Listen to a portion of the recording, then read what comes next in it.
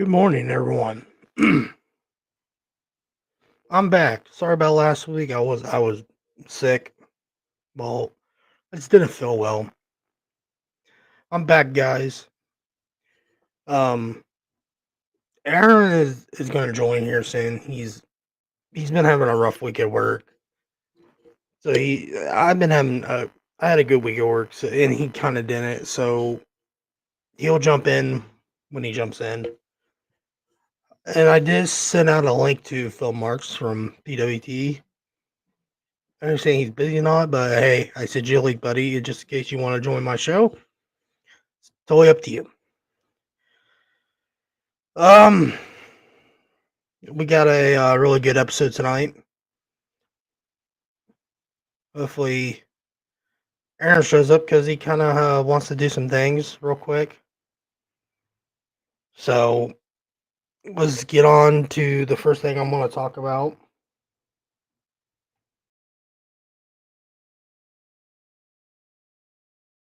First thing I want to talk about. Actually, let's hide that. Let's share. Boom.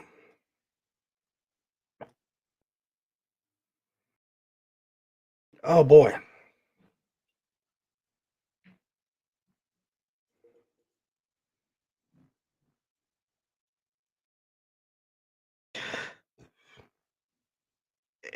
Last Wednesday's AEW Dynamite drew a 672,000. What the hell happened?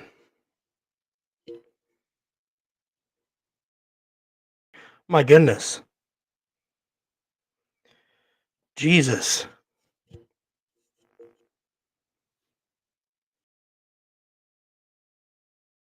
Oh my god.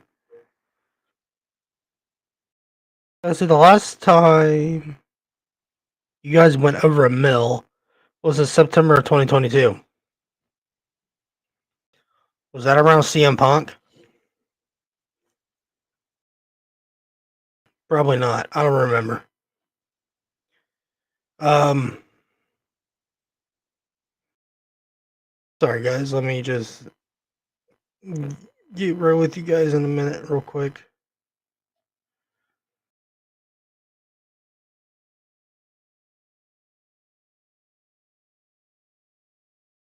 Who the fuck is? Okay, I fixed it. We're good.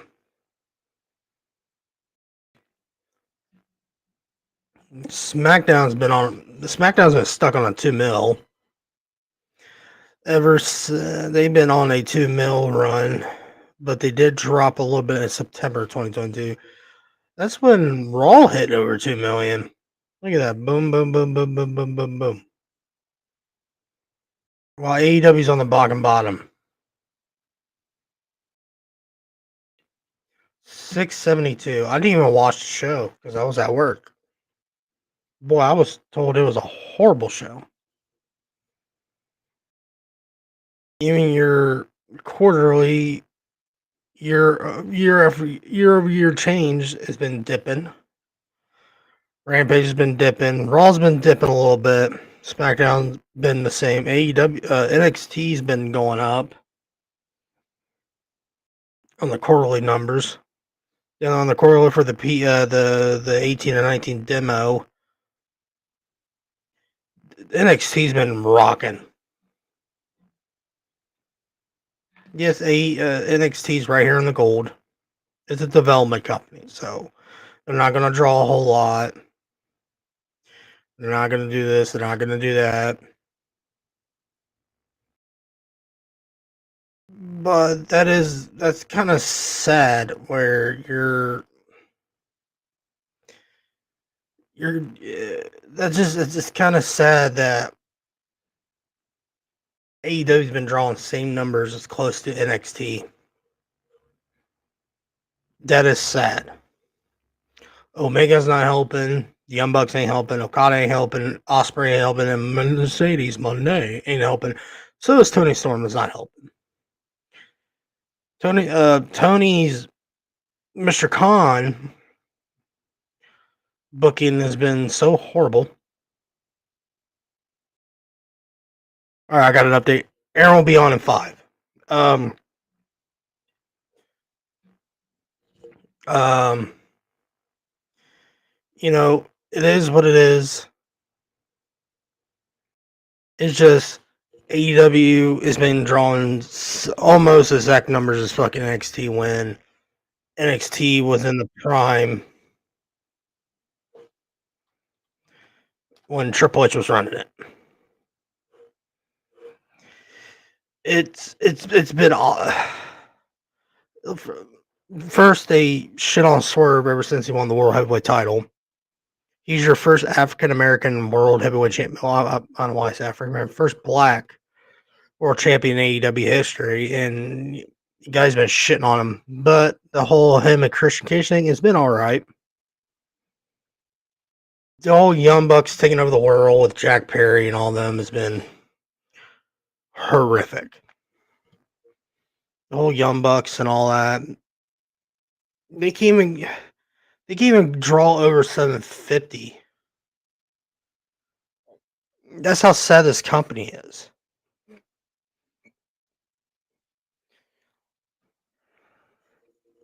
I don't know what this company needs. They need to fucking figure this shit out because their WBD deals. I guess they're still negotiating. Ooh, we don't know what's going on. Um, there's been rumors that Tony Khan's probably making his own network or something like that. It's still not going to give you numbers,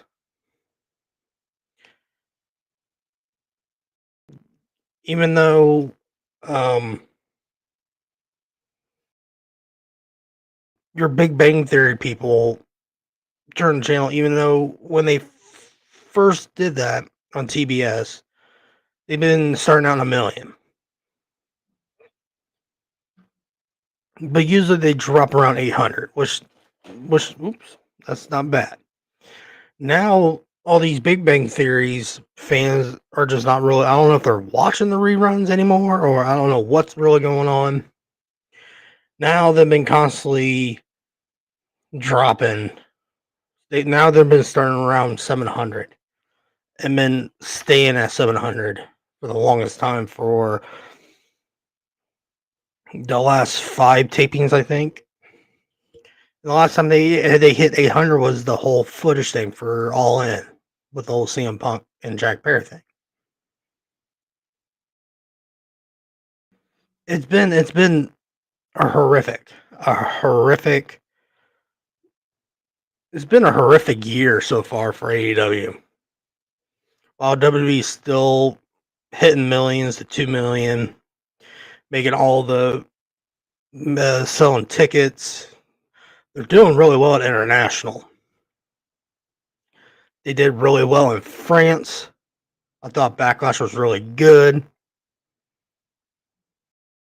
Yeah, I think another international is should be King and Queen of the Rings. I don't know if that's international. I think that's in Saudi or something. Let me look that up real quick. I might be so wrong on that one.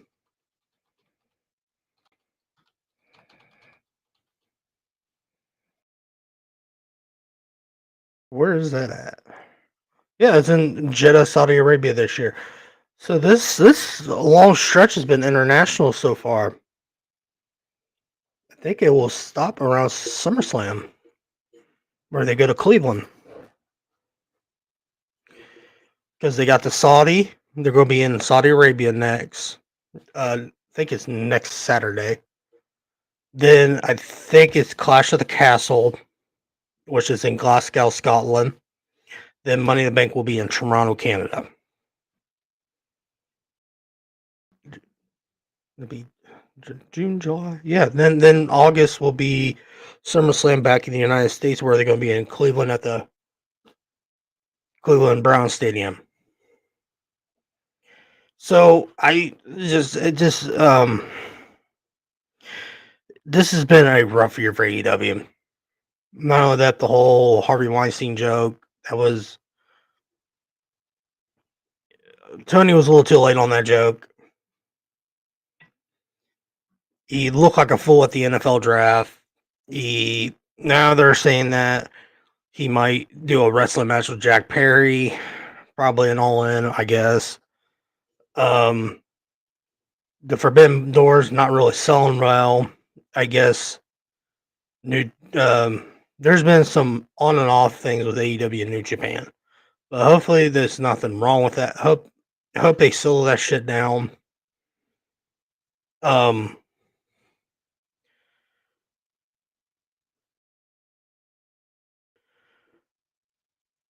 but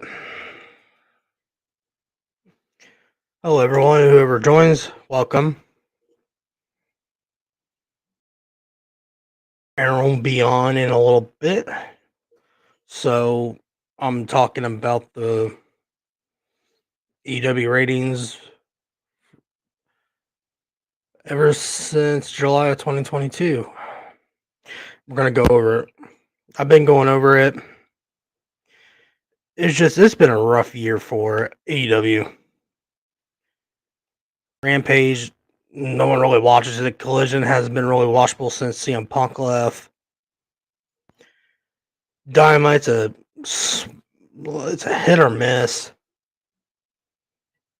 Depends on Tony's booking. Um, it's just it's been bugging me. So let's just take off that. We'll just talk for a little bit. So how's everyone's morning? Whoever's in the chat on um my YouTube, my Twitch, my Trivio, and Facebook. How's everyone doing today? I did update the merch store. I do have some. I did make a couple of hats and a couple of shirts with our new logo on it.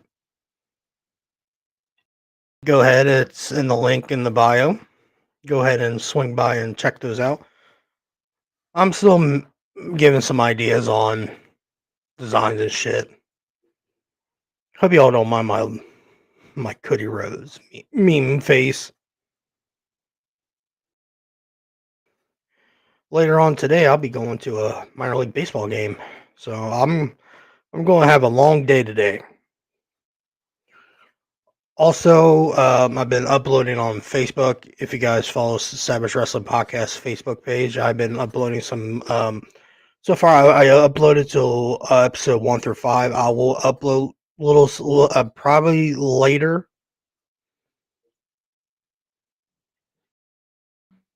Probably later. Um, last week I couldn't make the show because I didn't feel well. I just woke up feeling like shit last week. So I binge watched Fallout and Reacher and all that. Fallout's a really good show, people.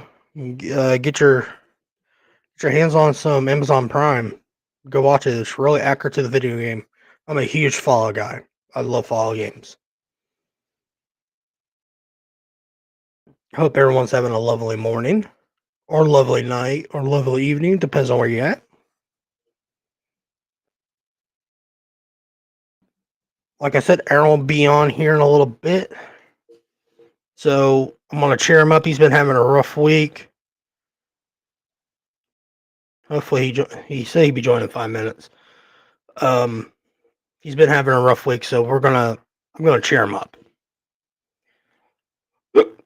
Oh, excuse me. I am also working on getting more sponsors. Go ahead and follow us. You go follow us on Facebook, like I said, Savage Wrestling Podcast. YouTube, same thing. Twitter, same thing. Well, Twitter is at SW Podcast Media 0.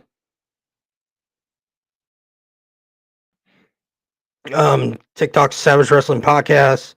Instagram Savage Wrestling Podcast. Join them up, man. Hey, hit me up in the DM. You can DM me, ask me questions. Hell, I might make you guys whoever wants to do like in a debate or whatever. Hit me up. I'll set it up. We all do some debates. Hell, you might do a debate with me or Aaron or whoever.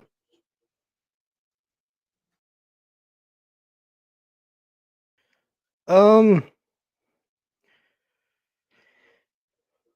what else was to talk about? Movie I'm very interested in go see is the new Twisters movie. That's coming on July 19th.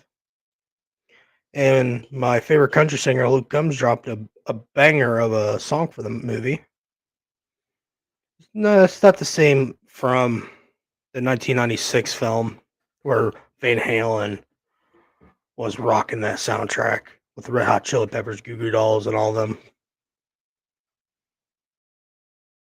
But I read it up on that movie. It is a sequel to the first one, but it's a standalone sequel. So it's a sequel, but it has its own story. So I was like, okay, that's fine with me. I thought they were going to go with that woman, the lady in the movie was going to be like Bill and Joe's daughter or some shit.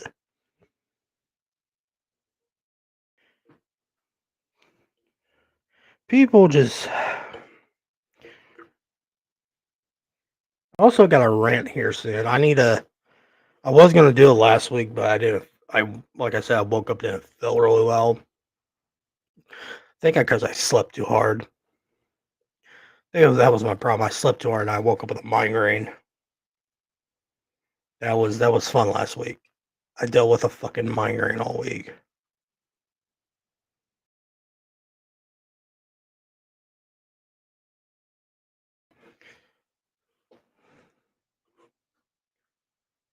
Um, we're gonna go over a lot of things today. We're me and Aaron are trying to get these episodes really short because it does take a while for it to upload. But the wrestling community has been little fucking, little fucking off these days. We got the whole I don't know about the something about the Tiffany Stratton controversy, I guess. Over some kind of post she did, I guess.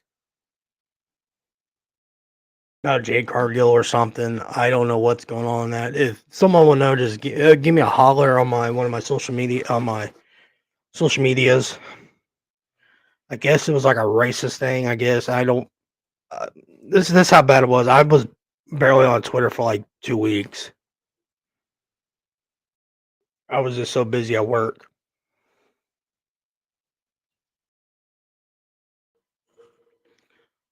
Oh, okay.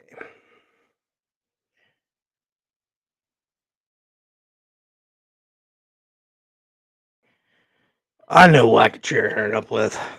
Hmm, something to start off with when he gets on. Oh, he's mentioned me back on Facebook, and I'm. Oh, let's see.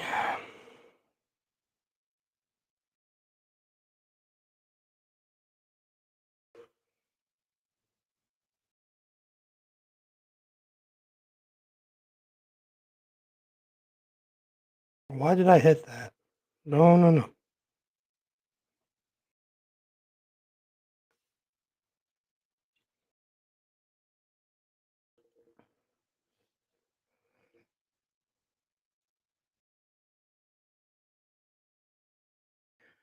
Let's resend him the link real quick. There we go.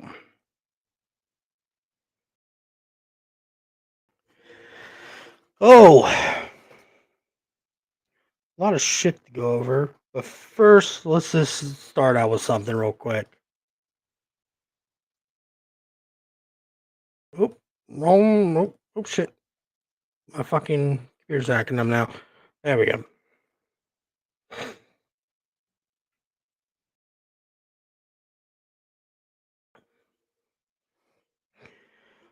Old Vinny Roo posted something about SmackDown and Backlash fan being a little too hot.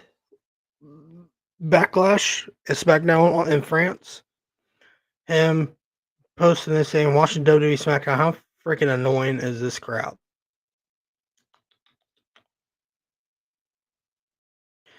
He is just a butthurt old man.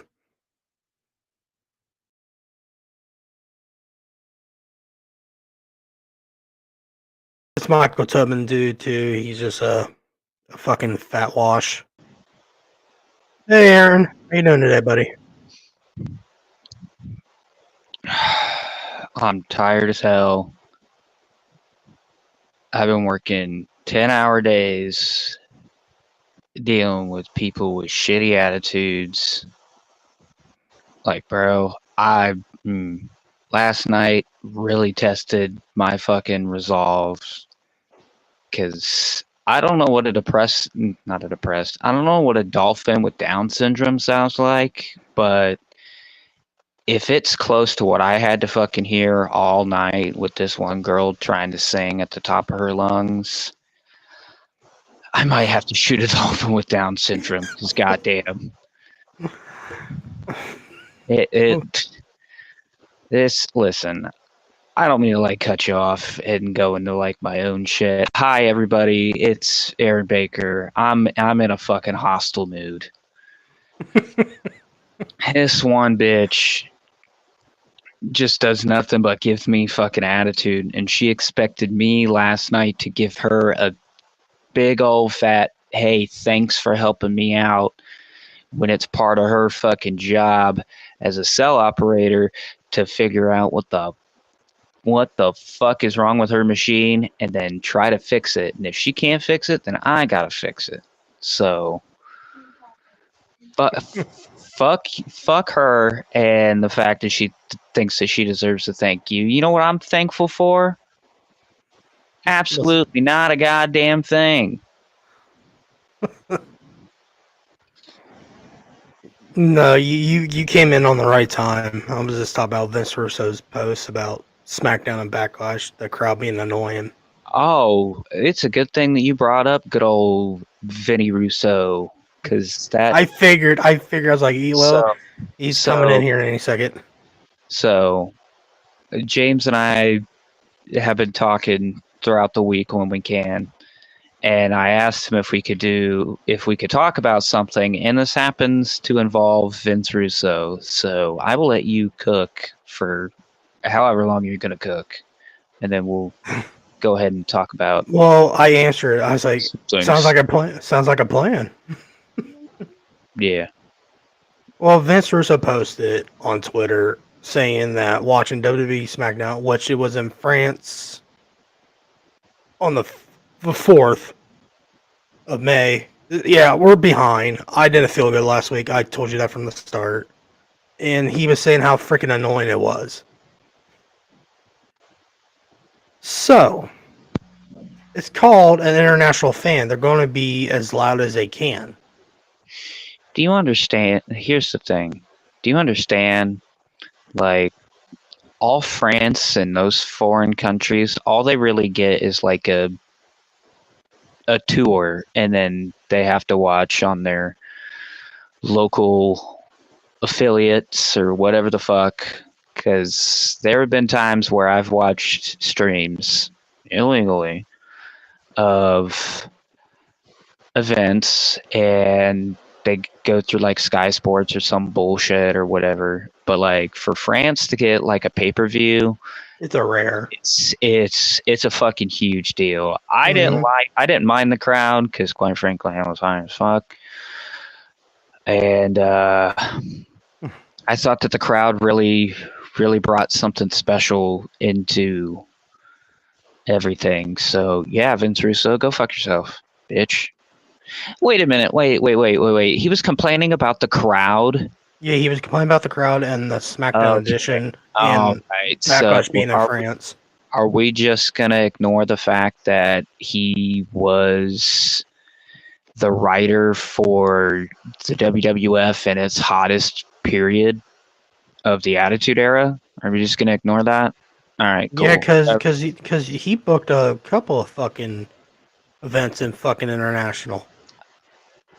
Yeah, because I'm just gonna say this right now. So the one thing of wrestling that I did get to watch this week was Survivor Series 1998. Show's kind of meh, but like what this show is like most famous for is the fact that The Rock won his first WWE championship. Oh, was that the? That was a year after the screw job, isn't it? Yep, and then they did it again. That's why I texted you. Did you know there were two Yeah, screw jobs? Yeah, yeah, yeah. yeah. That kind of came as a shock because I hadn't seen Survivor Series 1998 since when the network first came out, and I just did like a. I was just like, I haven't seen all of this shit. I'm just gonna go watch all the pay-per-views all at once. But yeah, continue. But back what you were saying, yeah, it was like the biggest swerve that WWE did because the whole time The Rock was thought it was going to be the biggest baby face in the company. But I'll get into that oh when my god, we're done with the okay. good old bro.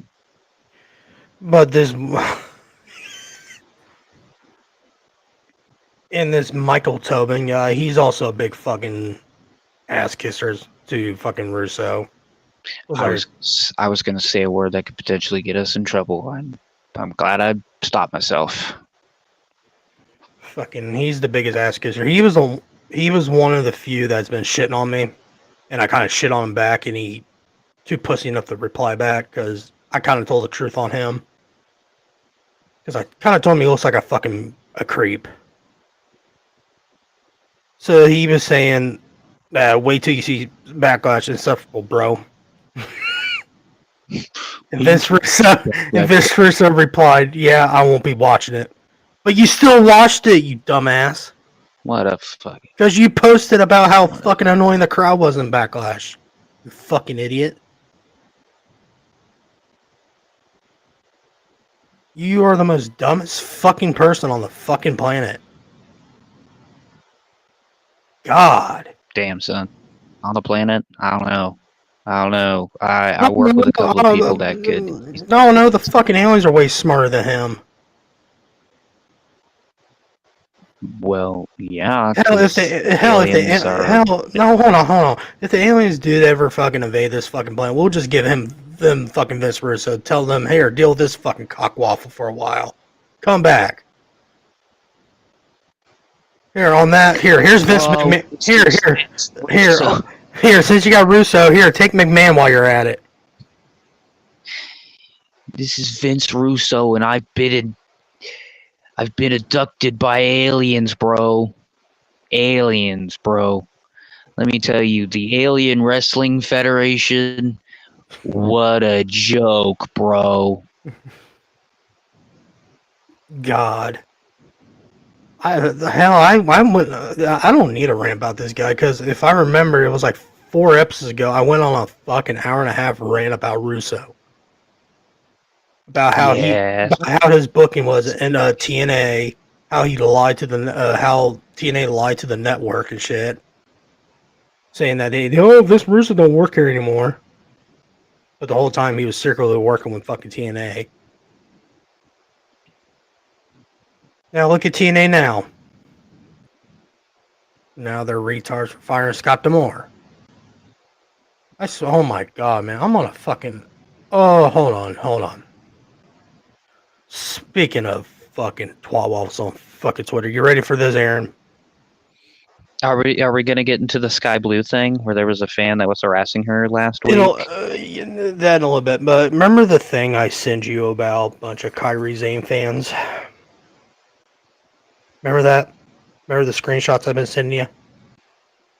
Yeah, where we potentially were gonna get in trouble because we were being quote unquote them good old white boy racist fellas on a little known wrestling podcast said that Kyrie Sane and Asuka look like anime characters. It's And apparently not. that was racist. And let me No, tell you it was right not. It's not only that. Some person posted on Twitter said, "I'm glad Jade Cargill and Bianca won the titles." I said, to be honest with you, I'm happy for that because the belts wasn't going anywhere. And oh my fucking god, because I call them cringy and boring. Oh, listen here, fuckers. How about you guys get a real life? Quit using their picture as their profile pictures. Maybe get real pussy for once. And go fuck off and get off my fucking Twitter. I told you, when they fucking split up Bailey, that fucking damage control is gonna be fucking boring. I was fucking right. I don't know why they put Asuka in it. And, Kairi Sane. They should just let them be the Kabuki Warriors. But all you fucking Jerome fans shit on my fucking Twitter, call me racist and mean and Aaron racist for our fucking comment on our last fucking show. How is it racist that me and Aaron call them anime? Is it because, listen, and this is to the people that are constantly just hounding James on Twitter, because I got to hear about it. And there are just some days where, honestly, I don't feel like hearing about somebody bitching about this and everything else on Twitter. But when he sent me that, I said, okay, so Asuka's makeup looks like it is inspired by something that you would see in an anime, which it does. And she kind of ripping off Great Muta. Yeah. Nothing can touch Great Muta. I mean, I'm sorry. listen. I'm an anime connoisseur, and her makeup definitely looks like something you would see on a fucking anime. So that's not racist. It's just pure fact. Kairi Sane looks like a character in a Japanese role-playing game, kind of like I would say like a Final Fantasy or like a Black Desert per se. I don't know if you play Black Desert, but no, I play a lot of Final Fantasy, but I understand what you're saying. Yeah, it looks like one of those, just random ass NPC. I don't want to say random ass, but like this NPC is not like main character material, but it looks like they should be somebody. It's like, hey, I've got a quest for you. Can you go and fetch me all of this bullshit, and then I'll give you like 300 pieces of gold? But all I did was I commented was, yeah, I'm glad Bianca and fucking Cargill won, because hopefully they'll do something with the belts. Then this guy messaged me, which I was gonna log off. I was gonna leave. So this one guy messaged me saying, "Oh yeah, me and this one guy were really cool talking." And he goes, "Yeah, that is good. They got the belts off." And I go, well, "Then what are you gonna do with it?" I said, "Well, you have to get Bianca turned heel, or whatever. One of them backstab each other. Then I don't know how long it will go." And I said, "Well, then you split off the Kabuki Warriors off the damage control. Have Io have her own fucking singles run, and Dakota figure her out." And I said, "It's the fucking Kabuki War. Their first run wasn't that boring, but I said, Jesus Christ, this second run they're doing, it's fucking more boring." And that's where the Kairi Sane fucking fan base fucking attacked me. Sorry, the truth hurts, guys. We're allowed to like and not like something. It's just a matter of an opinion. And if I don't hate Kairi Sane or Asuka. I don't. I think they're both phenomenal athletes. It's just they're fucking boring. Asuka has been a women's world title in fucking god how long? COVID. Yeah, true. And Kairi Sane never touched a fucking world title match. How could I take those two fucking serious? Yeah, honestly, I've just never really been a fan of either of them, even in their NXT days. Hmm.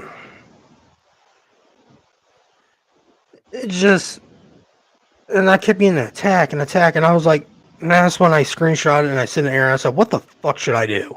I was like, "God damn." Then the one guy tells me, "Oh, well, you're kind of calling them cringy." Well, they are fucking cringy. Poor Dakota and poor EO. I was fucking right. The whole fucking damage control was gonna die when they kicked out fucking Bailey. Now they're fucking draft to not SmackDown, fucking Raw. Now I gotta see them on fucking Raw now. God damn it. I mean, you don't have to.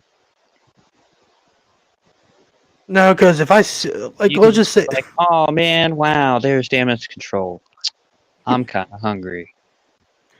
no. If I do that, I'd never come back. That's what I do with AEW. Every time I see the Young Bucks, well, I'm going to bed. I'm not coming back. Speaking of AEW, the first thing I did, Aaron, I showed them the ratings they pulled last Wednesday. They drew a Oh, that they couldn't even crack 700K, 600. bruh. I wish I wouldn't have missed that, but like, it's like shortly after you told me what time you wanted to start, I was like, all right, it's 8:30. I can get an hour of sleep. Yeah, I was like 9:30 ish, but I just texted, hey, if you're going to be late, just jump in. Then that's what I did. That was the first thing I did. I I don't looked really up the want to get ratings. to. This is supposed to be double or nothing high build, and they're supposed to go all out with that kind of stuff. See what I did there? Mm-hmm. And it's just been really, really fucking cold. This Young Bucks thing, because man, Oh my god. I hit the fucking nail on the head. I'm pretty sure I came on here and said, I already see where this is going. It's going to be like an anarchy in the arena at double or nothing. And oh my God, wouldn't you know who won the pony?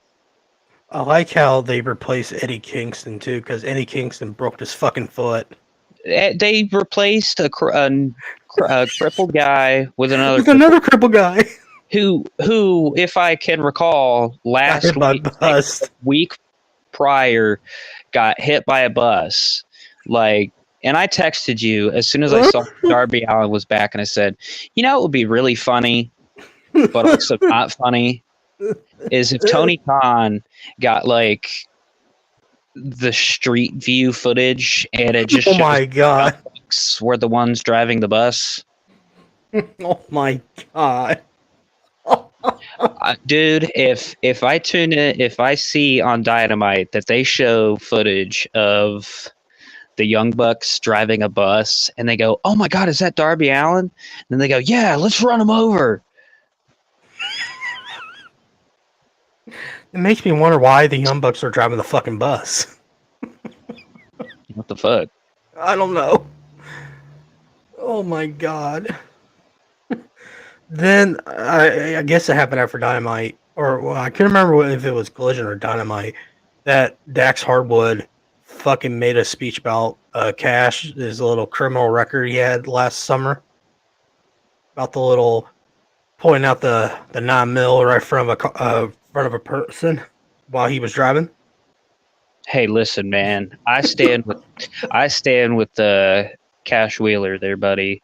There'd be some dumbass people that be driving sometimes, and I'm like, man, if I only had a fucking weapon.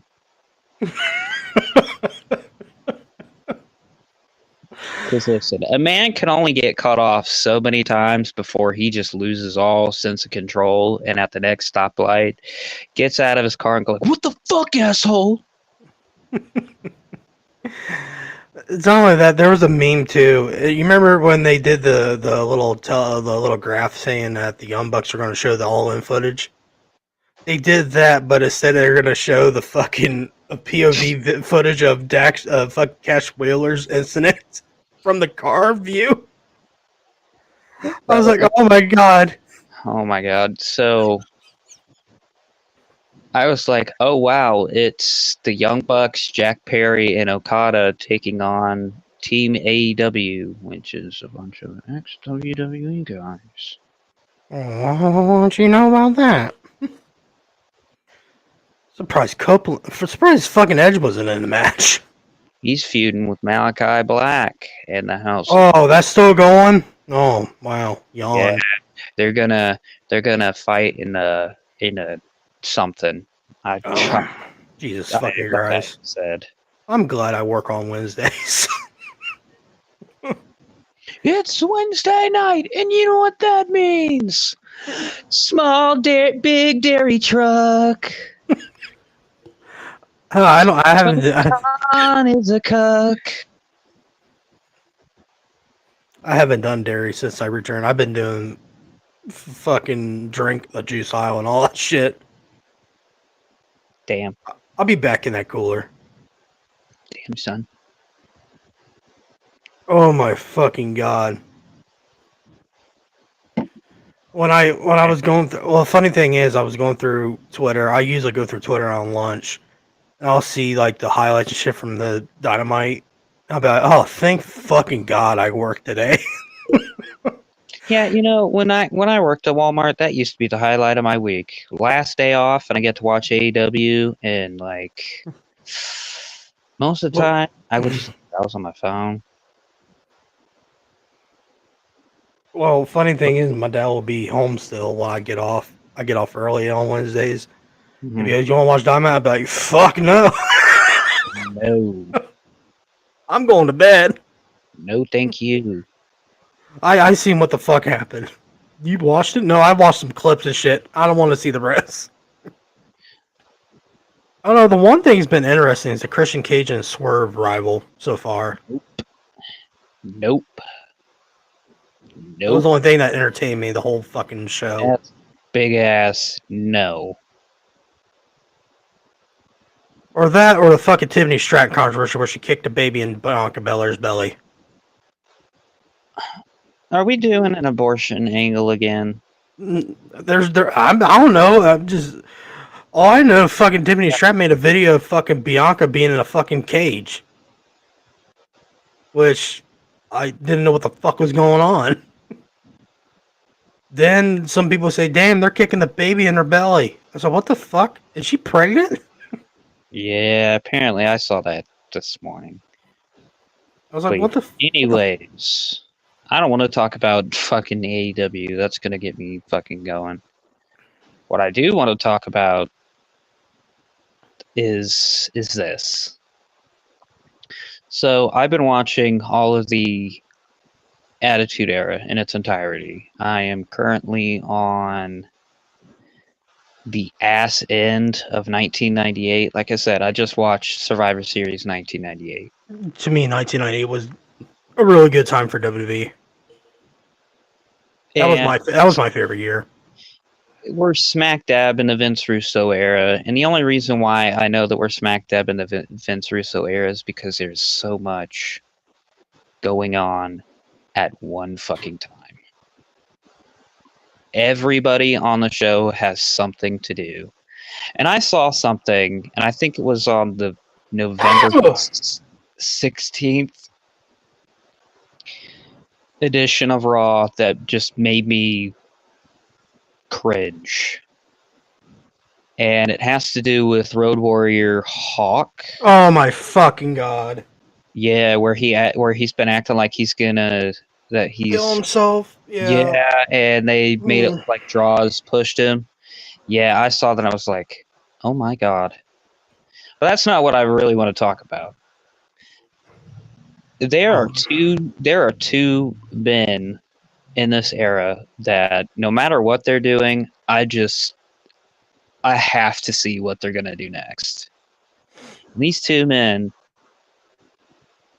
I'm going to talk about. One I'm going to talk about a little more because I've kind of grown a little fonder of.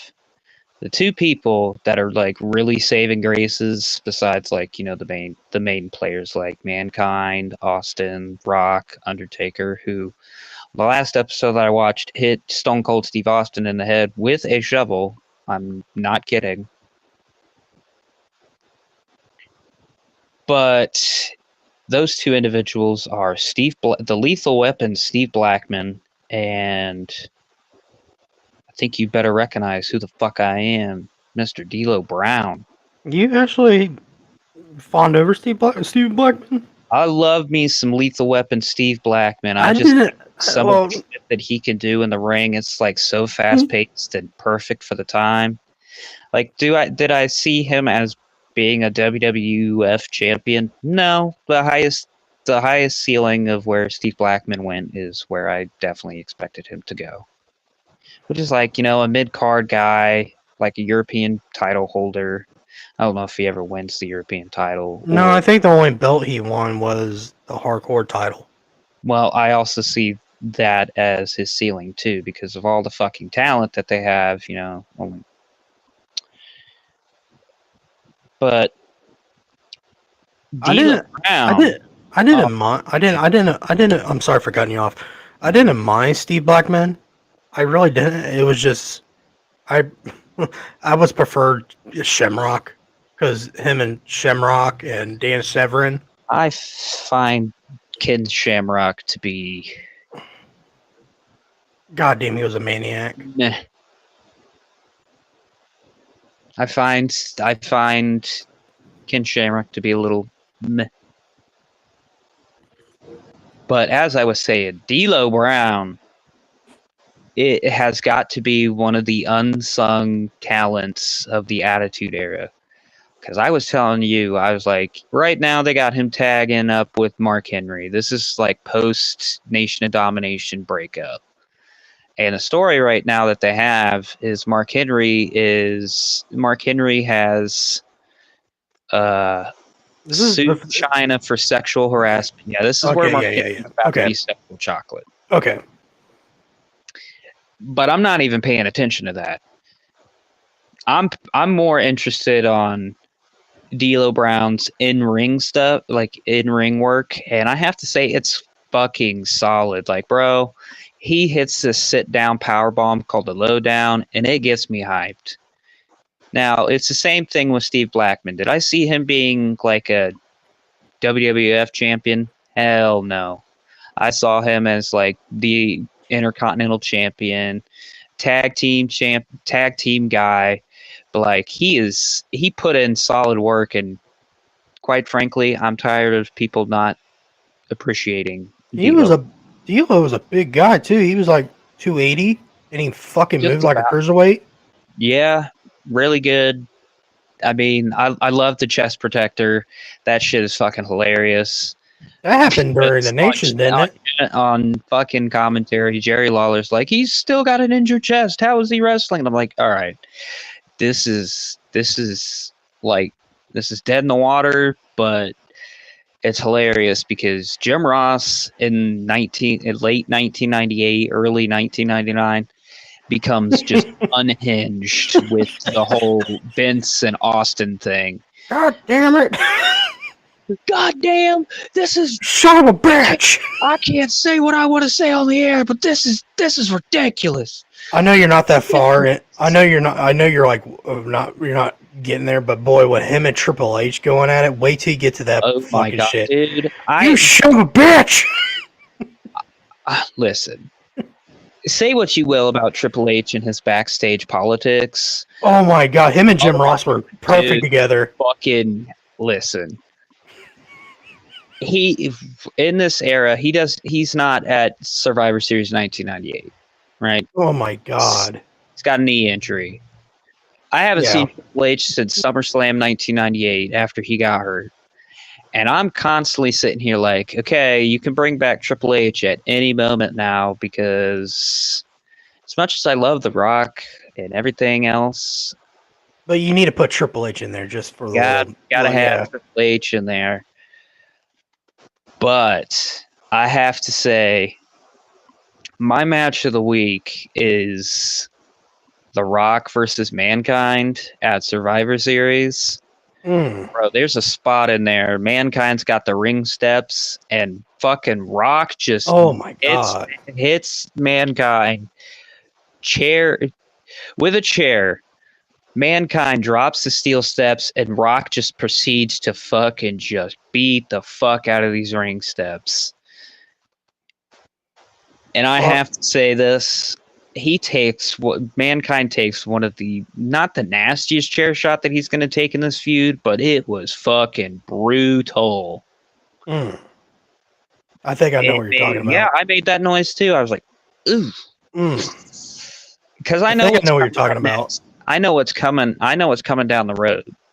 It's that fucking I Quit match at, I think, Rock Bottom or Royal Rumble. The I Quit match was in Royal Rumble, and I think they had like a no DQ match at Rock Bottom. Well, one of those two is where Mankind gets absolutely brutalized. That'll be the I Quit match. When he took like 20 fucking chair shots to the head all at once. I'm not ready to see that again. The first time I saw it, I said, "Oh my god!" And the next time I see it, I'm probably going to be like, "Oh my god!"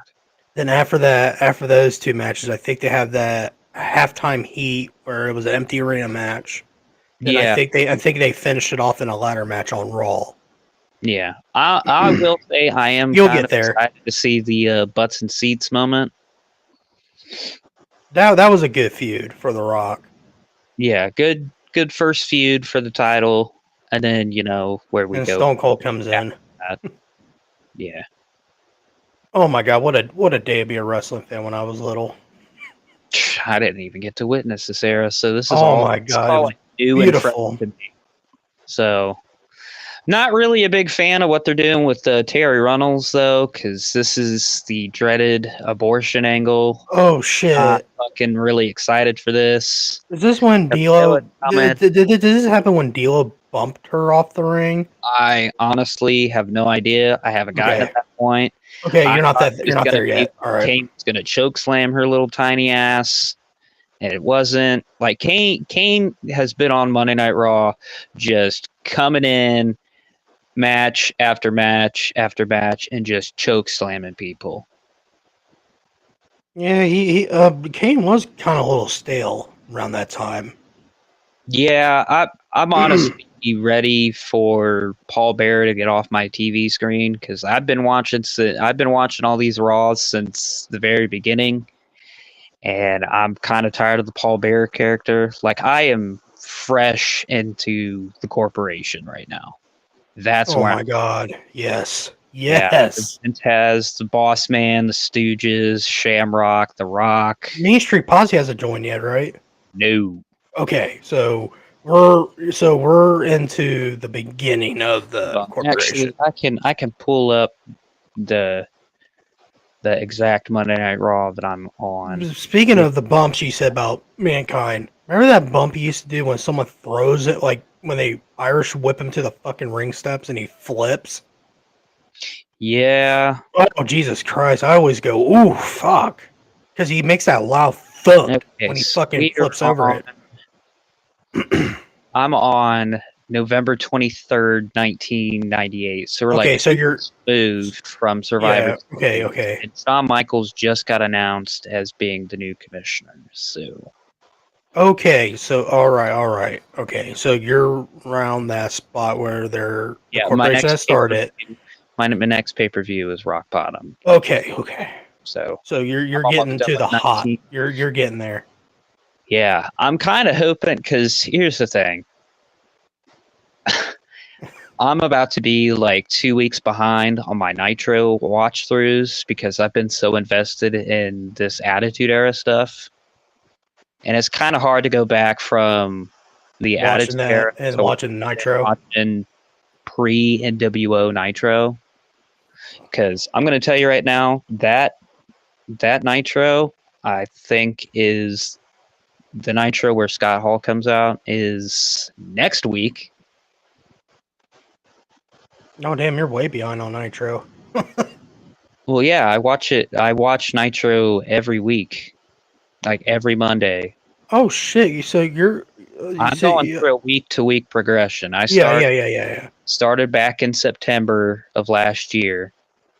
And let me tell you, I've seen some fucking doozies. Doozies. So you're 2 weeks away from Survivor Series. So you're close to where I'm I know you're behind on Nitro, but it's so. around that week where Eric Bischoff calls the match between Mick Foley and The Rock, where they're saying Mick Foley will win the WWE title. Oh, that is in 1998, my friend. Yeah. Oh. So I you're forget. I forget the exact date. it was a Raw episode because that's when Stone Cold was taking a break I'm looking because I'm about to find this bitch. because that was the biggest pop in WWE history when Stone Cold returned and screwed The Rock over. Ew. All I see is the fucking Warrior, The and I know it's Warrior about to happen. in 1998. Yeah, Oh my God, that means that means Halloween Havoc happened after that. Oh yeah, my God. The yeah, worst match I ever watched when I was little. yeah. Oh my God. I thought Piper versus Hogan in a steel cage match was horrible, but fuck, that match topped it.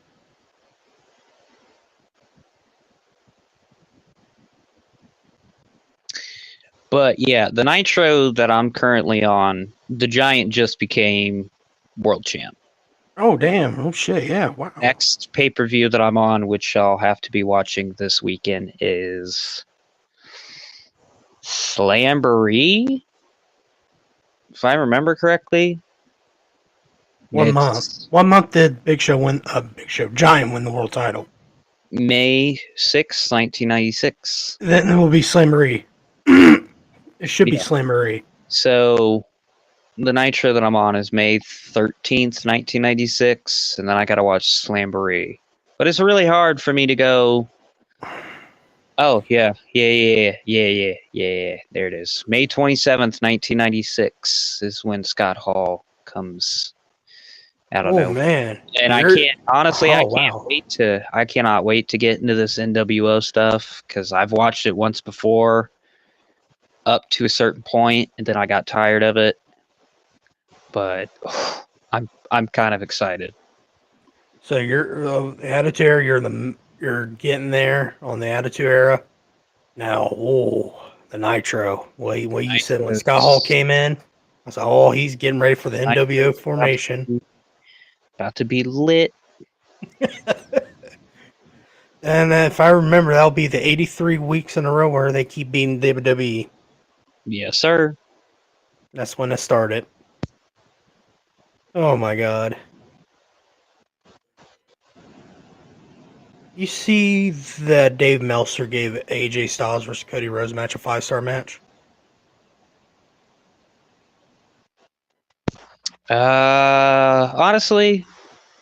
Honestly, I don't give a fuck about Dave Meltzer's. No, but I'm just saying, did you rate, if you were to rate it, would you rate that a 5-star match? Yeah, AJ Styles put on one hell of a fucking show compared to what Cody Rhodes is doing now with Logan Paul. I think that's cooking. I don't know why people are shitting on it already.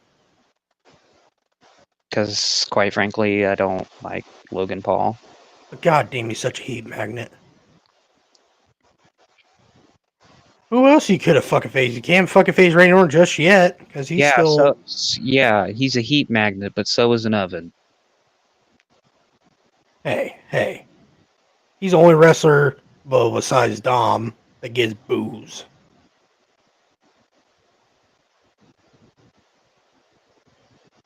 But Dom's been off TV here for a while now because he's Yeah, been wrestling an injury.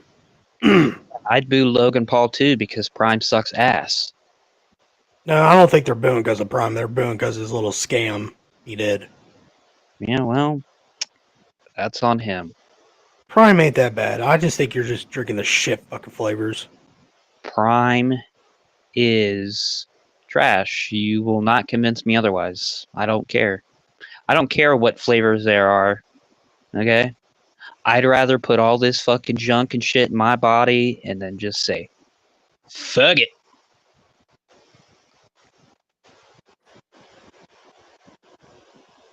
Yeah, all right. Moving on.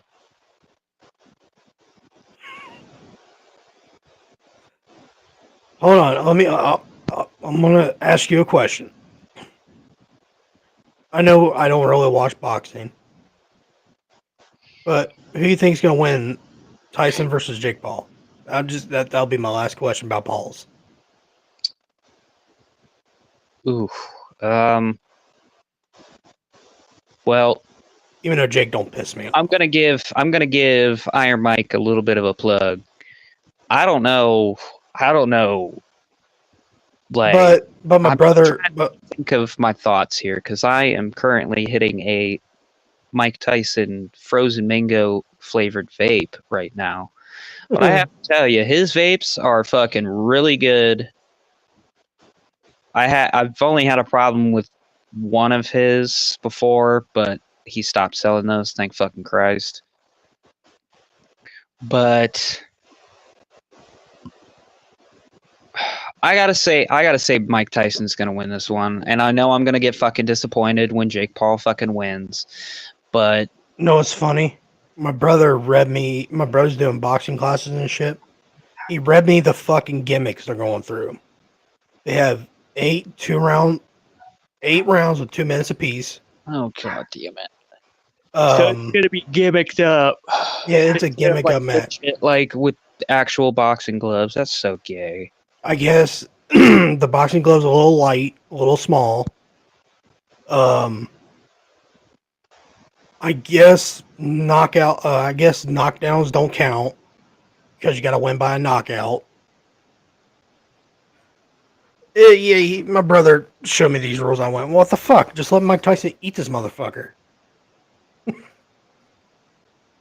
I've seen that man train ever since the whole contract signing. I was like, oh my god, Jake Paul's gonna get murdered.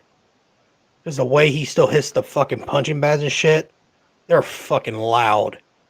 Like gunshots when he hits a fucking mat. But we are gonna move on. Um,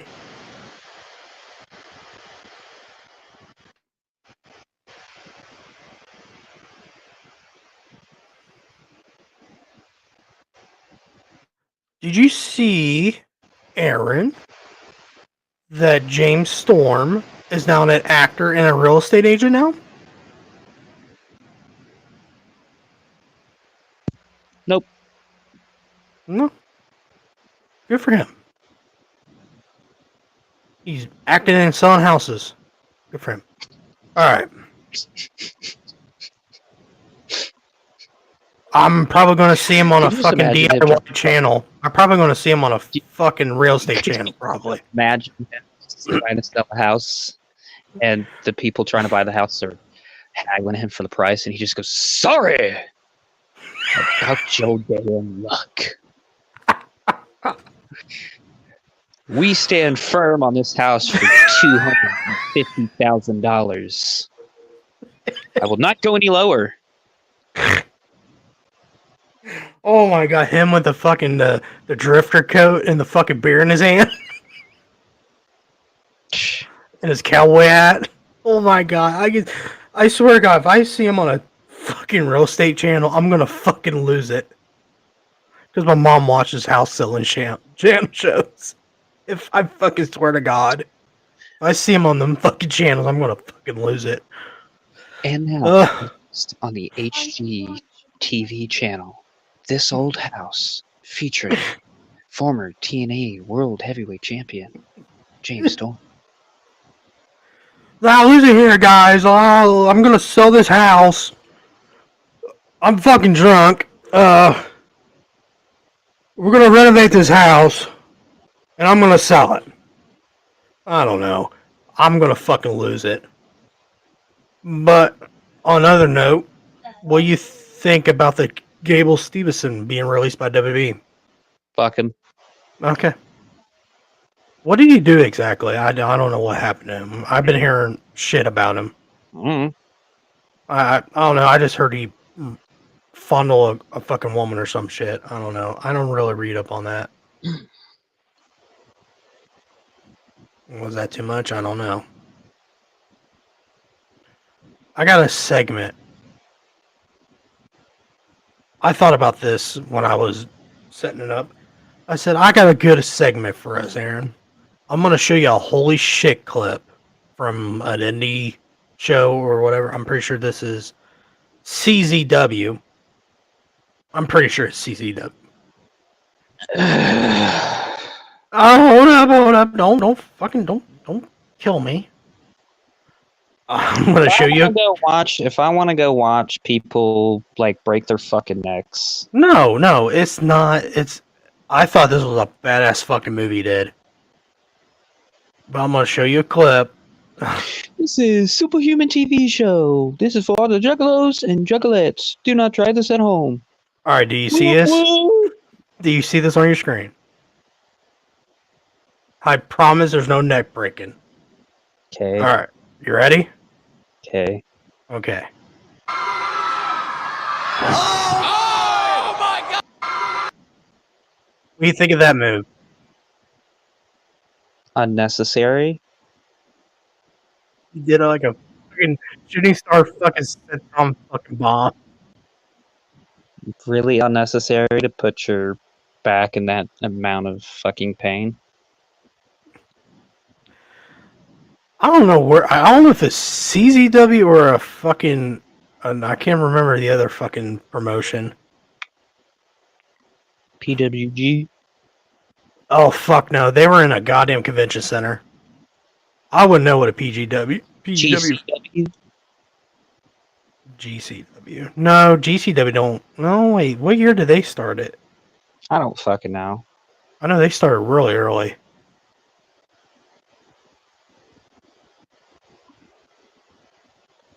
Um,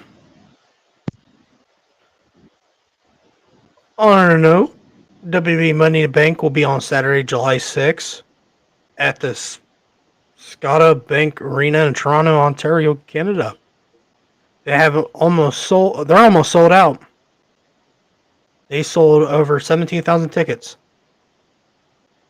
Hey, Vince Russo, I'm going to see how fucking annoying you get when these fans go nuts. Even though it's just Canadian fans. Speaking of... God damn it. I didn't bookmark for some reason. Son of a bitch.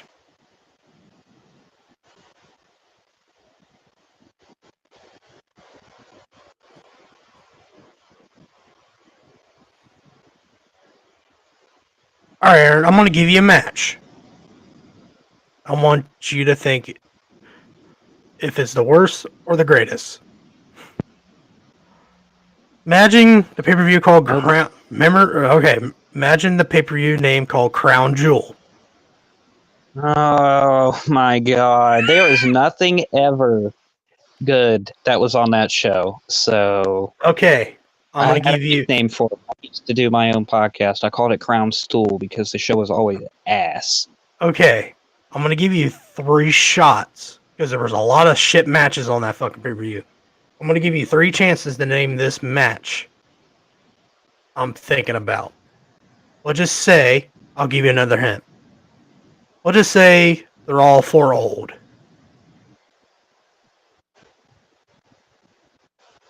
To me, they all should not wrestled.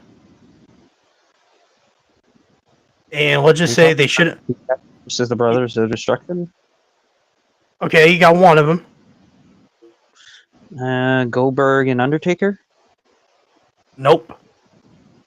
Let's just say this match should have happened at 1998. Well, hold on. Let me think. Actually, yeah. Well, fuck. It wouldn't have happened anyways because he was gone. Then he came back. We'll just say they could have done this match around the Ruthless Aggression era while they're all still in their prime. Let me give you a really good hint. Yeah, that'd be great. Okay. It's 2 tag teams. They're famous tag teams.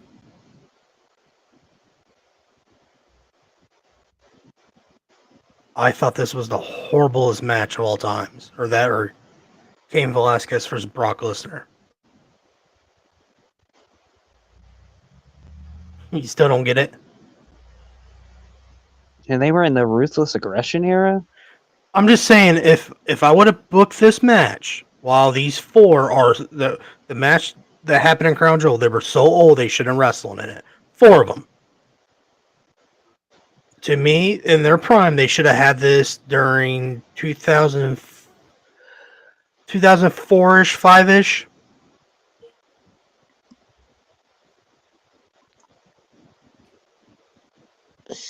Four Yeah, I Hall got of Famers. okay. You gave up? 4 Hall of Fame. Yeah, it's 4 Hall of Famers. It's a tag team match. 4 Hall of Famers. Well, except for one, it's not a Hall of Fame yet.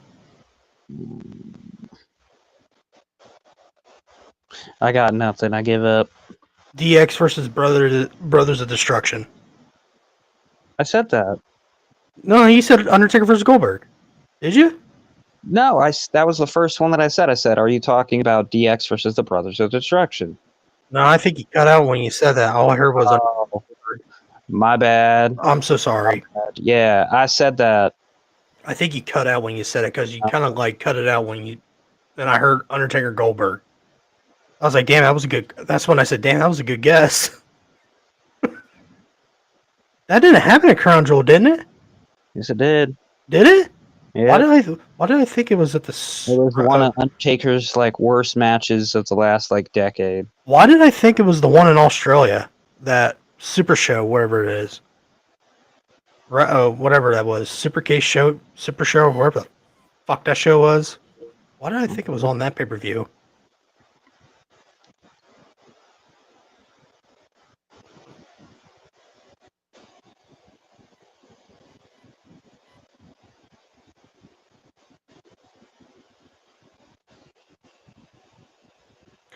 All right, you want to talk about music? I know you like music. Oh, dude, I'm so glad you brought this up because I want to introduce something. So, I want to introduce. You don't have to have one off the top of your head if you don't have one. Okay, go ahead. I've got an album of the week. All right. Do you want me to guess the band or? You're not going to be able to guess. You're not going to be able to guess the band. Well, if you said the album name, I'll take a good swing at it. It's newer. It's newer. It's newer? Newer. Okay. Well, older artist, newer album. Okay. Oh my god. I'm gonna take a wild guess. Okay. You said wait, hold on. This guy was really big, Okay. late 80s. Oh shit. If I see the band name, you're immediately gonna get who I'm talking about. Okay, they were popular in the 80s. Late 80s. Late 80s. Oh fuck. Yeah, they did a tour. They had a tour with Pantera, and this is when the band started getting really huge. Then they released another album in 1995, and that's when the chinks in the armor of this band started to show, and they fired their original lead singer. Okay. Hold on. Yeah. See, and I can't even give you another hint because it would be. Can I guess the genre of the band? It's actually not really like a band per se. It's just kind of like a solo artist. Oh, solo artist. It's a solo album from a guy that used to have a really popular band. Used to have a very popular band. Well, popular to me. And he went on solo. What year? 95. As far as I know, yeah. Jesus Christ. And he was in a band in the late 80s. Yep. Fuck. And he was a popular singer. Oh my god, there's so many of those bands. Oh my god, dude, it's me, Sebastian Bach! Are you fucking kidding me? Is it Skid Row? No. Oh, God damn it! So you're in the right ballpark, but Sebastian Bach just released his latest solo album called The Child Within the Man. Ignore the album title if you will, but there is a song called Hold On to the Dream. Oh, I have been listening to that album all week, and every time I hear that song, I'll say this. When the album first came out, I didn't want to like it because Sebastian's kind of a douche. Yeah. But it really says something when you can come out with an album, and on my first listen, I go back. I stop my first listen to go back and listen to this song. So that's my album of the week. I was really debating on because it was a tie between Child Within the Man and Wolfgang Van Halen's Mammoth. Mammoth. Great fucking album. Yeah, I like the first one better than the second one, but the second one does kind of hold a special place in my heart because Wolfie gets to play his dad's Stratocaster. Oh my god, dude! This fucking solo in that song. Did you see that fucking solo he did with Dave Grohl and them? Yeah. Oh my god, he played just like his dad. Dude can fucking shred just like his dad. And in this song, he played a solo using his dad's Fender Stratocaster. Oh my god! If his dad that guitar. If his dad was still alive, I wouldn't be able to tell the difference on who played the solo. I legit, when I saw him did a solo with Dave Grohl and them, I teared up. I'm like, oh my god! It's like, oh my god, he played just like his dad. And I bet you when he did that fucking solo, I bet you Eddie's just smiling up in heaven, just looking at his son. That's my boy. Right. All right. We got a little game. I got 4 albums right in front of me on the computer screen. I'm not going to show it. Oh, God. What's the genre? Because that does metal. 80s metal. Ooh, my fucking expertise. All right. If you pick 4 of these albums, which one do you prefer? 1, Metallica and Justice for All, which I thought that was a good album. Megadeth, Rust in Peace. Iron Maiden, The Number of the Beast, or Ozzy Osbourne, Blizzard of Oz. All 4 of these are really good. Wait, is Rust in Peace is the album that has Tornado of Souls, right? I think so. Hold on. Let me get on my Apple Music real quick. To me, this Metallica album is probably my favorite by them. The number.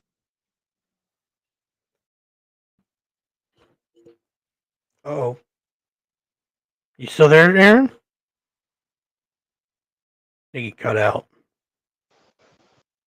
No, I'm still here. Okay. Woo, shoot. I was like, oh my god. I can't go and look at my. Actually, yes, I can. I can do it on my Xbox as soon as I find my controller. There's my controller. Really good albums. These 4 albums are really good albums. So I'll go through the list. You said Metallica's Rust in Peace, Megadeth, Iron Maiden's The Number of the Beast, which that's my favorite Iron Maiden album, or Ozzy Osbourne, Blizzard of Oz. Oh boy. Is Blizzard of Oz the one with Crazy Train? If you give my Xbox some time to boot up, I can get these answers for you like really, really quick. Well, my phone's charging on my bed, so I can't really get up with my headphones. And yes, people, I use Apple Music. Fuck off. I use Apple and Spotify.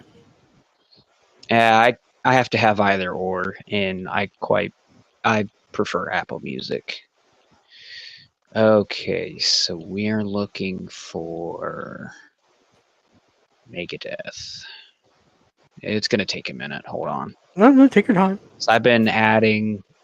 I have so many fucking bands. It's not even funny. I bet you these people are like, why they talk about music, not wrestling? It's like, dude, Why are you talking about hard rock and heavy metal? Because wrestling and rock music go together like peanut butter and jelly. Okay, so Rust in Peace. This is the album that has Tornado of Souls, Holy War, The Punishment, Hangar 18. Mm-hmm. I do like that album. What year was that one? That one was, damn it, you asked me, 1990. 1990. So we're a little bit off. Okay. I don't know why they had this on this. Okay. Oh well, fuck it. So that means that Justice for All was 1990. Justice for All is 88. 88. Yeah. I don't go back to Injustice for All very often, but like the song Harvester of Sorrow, I really like. One. I do like one, but I just like the solo. It's overplayed. I just like the solo. When did Number of Beast came out? Darkness imprisoning me. That's the one part I like. Absolute horror. I cannot live. I cannot die. Okay, so Blizzard of Oz. So we've got. Oh, this one does have Crazy Train. This happened before Randy Rose died. So this is when he had Randy Rose. Yes. So I was gonna pick Blizzard of Oz until. So here's the thing. Blizzard of Oz is really good. Yes, really it is. Good. My favorite Ozzy album. I think Ozzy hit lightning in a bottle with Diary of a Madman because there are so many songs. Is that when he had Jakey Lee? No, that was Bark at the Moon. Ah, okay. All right. So Jakey Lee played on Bark at the Moon and The Ultimate Sin, and then his next album after that in '88 was No Rest for the Wicked, and that was Zakk Wylde's first album. Oh, okay. So '88. Okay. Yeah. So. And then you said fucking Iron Maiden. Number of the Beast. See, Iron Maiden and I have a love-hate relationship. Same here. And it's mainly because of their fans that think that they are like holier than thou. I always wanted to go to their live shows so fucking bad. See, and I'd like the Paul Di'Anno era of Iron Maiden a little better. I agree. Yep, I agree with you on that one. See, all four of these are like really good albums, but like if I were to go back and listen to one, I'd probably have to go with Rust in Peace because I've listened. I've listened to Blizzard of Oz like way too much. You know, my answer would have been, I still would have loved I would have gone with Ozzy. And Justice for All is a good album, but it's missing one key component, and that's bass. And this is like shortly after Cliff Burton had passed. Died. Yep. This is when Jason Newsted comes in, doesn't it? Yeah. Oh my god. Because they didn't get Robert until Medic. Yeah. Or maybe even Saint Anger. That album is ass. Same with. Okay, so I will say with Load and Reload, there are like a couple of songs that are. You know what song annoyed me on those albums? Give me fuel, give me fire, give me that which I desire. Ooh. Yeah. I hear every fucking 4 commercials with that fucking song. Oh, you know what? Yeah, I gotta go with Rust in Peace. Okay, Megadeth. Yeah, because like I find Iron Maiden to be, especially the Bruce Dickinson era, to be like really like overhyped, needed. Because like my favorite album of that era is Somewhere in Time, with mine being like a close like 1A and 1B. Like the rest of that stuff, and I'm including like everything afterwards. Not really like my go-to of Iron Maiden albums, and then I've already talked about the Ozzy album. I prefer Diary of a Madman a lot more than Blizzard of Oz because hold on, I'm like clicking. On Diary of a Madman, you get so many good like fucking deep tracks like Believer, SATO, and then the title track, Diary of a Madman. Mm-hmm. That song. That song. All right. I got another question for you. Oh boy. This is not albums. I'm gonna find another one while you go on your little music If thing. you're about to ask me which guitar player do I find better, No. All right. Imagine the year 1983. If you were there, one of these four random songs in 1983. Which is your favorite? Dio's "Holy Diver," Metallica's "Seek and Destroyed," Iron Maiden "The Trooper," or Motley Crue's "Shout of the Devil"? who listens? Damn, I was like, damn, Shout of the Devil's in '83. I thought it was '85. Oh, okay. My answer will fucking tickle you. Well, I'm gonna shock the world and not say Motley Crue. Okay, that was not my answer. I love Shout at the Devil, the album. I hate that song. It's overplayed. What were the other options? All right. Number Holy one is Diver. by Dio, Metallica's "Seek and Destroyed," or Iron Maiden's "The Trooper." And then Shout at the Devil.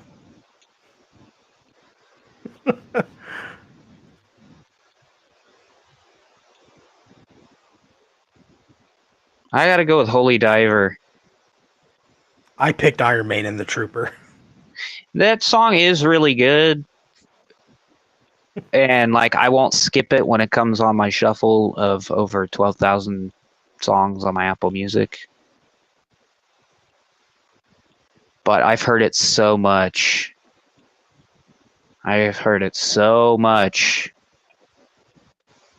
And then Seek and Destroy.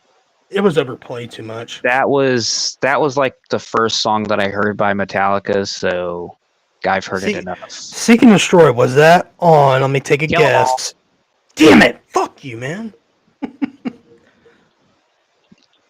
I'm a Ride the Lightning kind of guy. I don't. Oh, I was gonna fucking answer. I love Ride the Lightning. Like Master of Puppets is also really good, but like I've kind of waned on the popularity of Master of Puppets. Thanks, Stranger Things. Oh. What's your opinion on their Black Album? Definitely an upgrade compared to and Justice for All. Because they got a lot of hits in that album.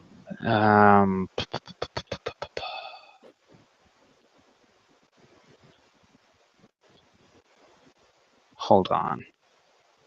And I got a random question too that a guy sent me. It's a really good topic for music. I mean, listen, you can't go wrong with Inner Sandman. No. The Unforgiven. Nothing Matters. Yes. There's a song on Everywhere I Roam. Goddamn, I could probably name the whole album. Sad but True. Is that on the album? Oh, yep. Holier, we'll go through the track list. Inner Sandman, Sad but True, Holier Than Thou, The Unforgiven, Wherever I May Roam, Don't Tread on Me, Through the Never. Wow, that's on the album? What? Don't Tread on Me? Yeah. Yeah. Oh, okay then. Nothing Else Matters, of Wolf and Man, The God That Failed is my favorite song off of that album, by the way. Mm-hmm. Friend of Misery and The Struggle Within. Oh my god, that's it. God damn.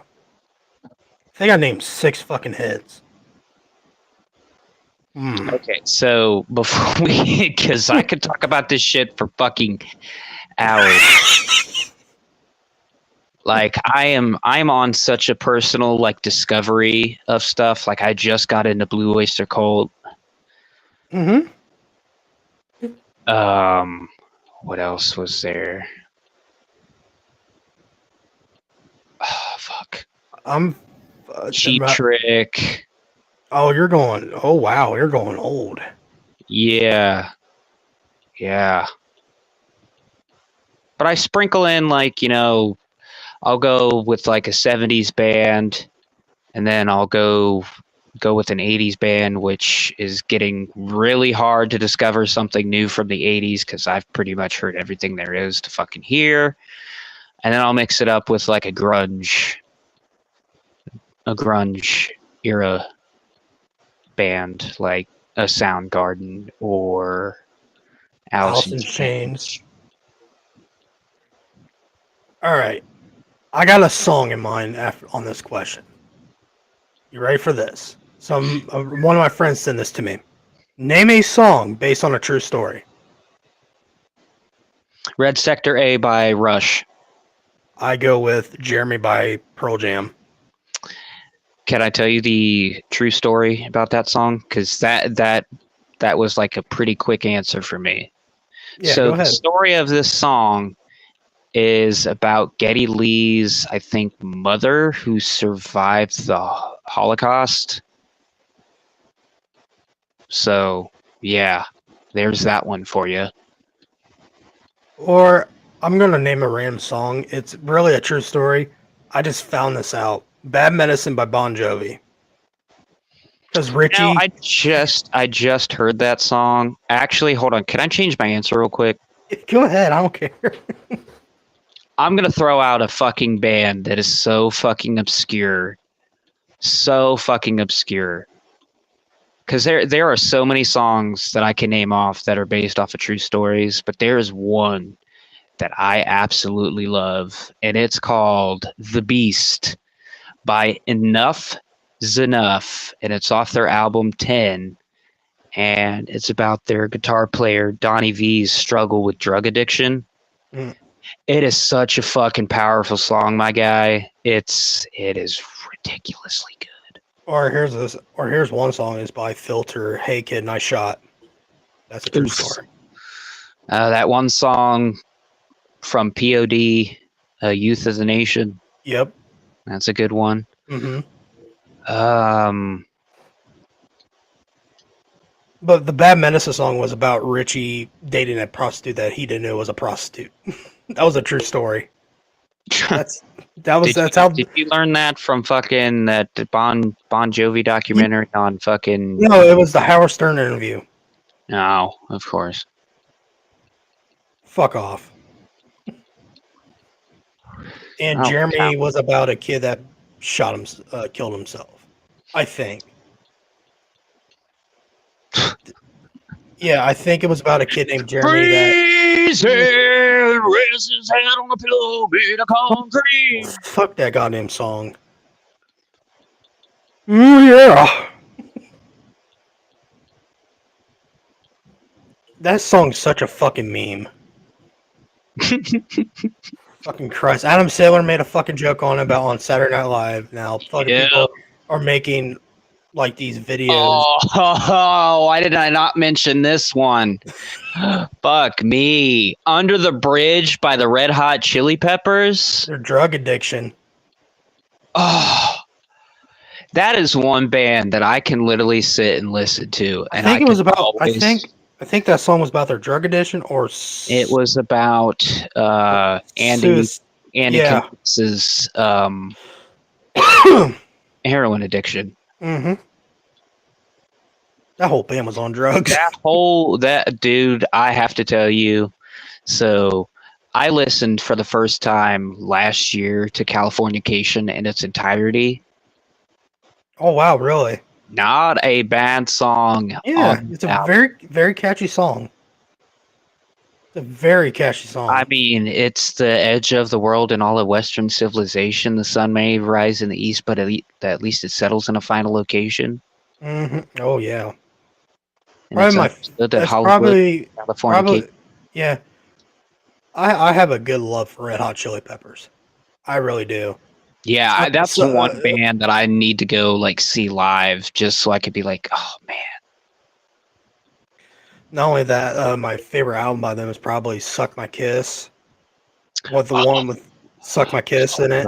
Hold on. There's also we're about to go into a fucking rabbit hole. All right. So another song that I really like that has a true story backstory is "All of My Love" by Led Zeppelin off of "In Through the Outdoor." Oh You want to know Jesus what that song's Christ! about? No, I need to know. I need to know that one. So I'm gonna so All of My Love is like a tribute to Jimmy Page's son, I believe. After he passed while they were making In Through the Outdoor. That one's a really heavy song. Uh what else is there? I know that I can find another one. Oh, all of Fleetwood Mac's catalog. Okay. That's another band. That's so. This band is like notorious because on one of their albums, it is literally like so.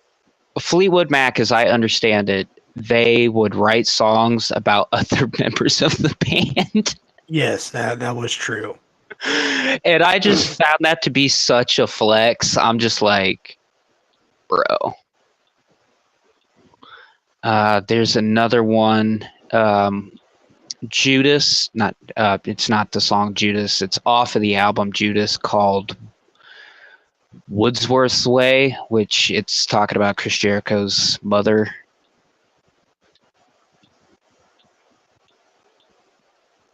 And there's a line in that song. I still remember her standing at the edge of the drive.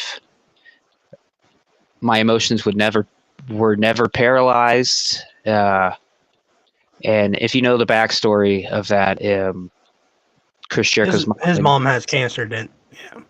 Yeah. no, she ended up getting paralyzed after suffering from an abuse. Like I guess her Chris's dad and his mom ended up splitting, and she was dating a guy that like really wasn't.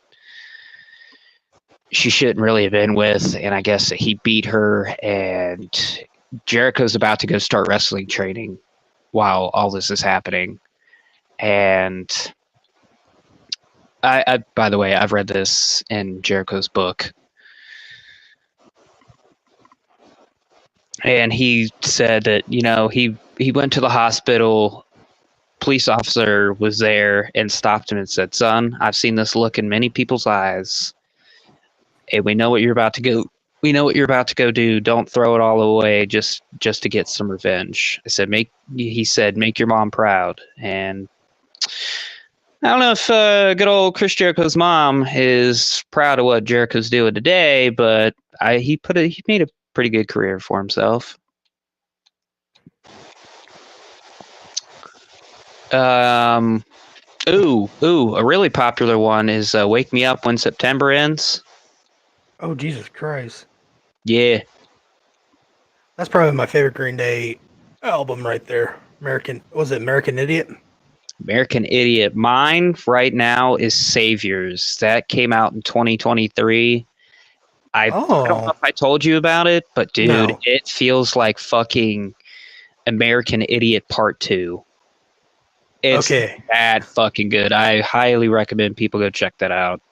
All right. And if you can, go buy the physical fucking product because artists don't get paid dick for streaming. All right. Here's another one. If you only have money just for one, there's there's 6 albums right here. If you have the money, which do you buy? Number one, Metallica the Black Album. Number two, Nirvana Nevermind album. Three, AC/DC Back in Black album. Four, this is my all-time favorite Pantera album, Cowboys from Hell. Number five, Tool Undertoad, Toad. There we go. Or final one, Nine Inch Nail, The Downward Spiraled.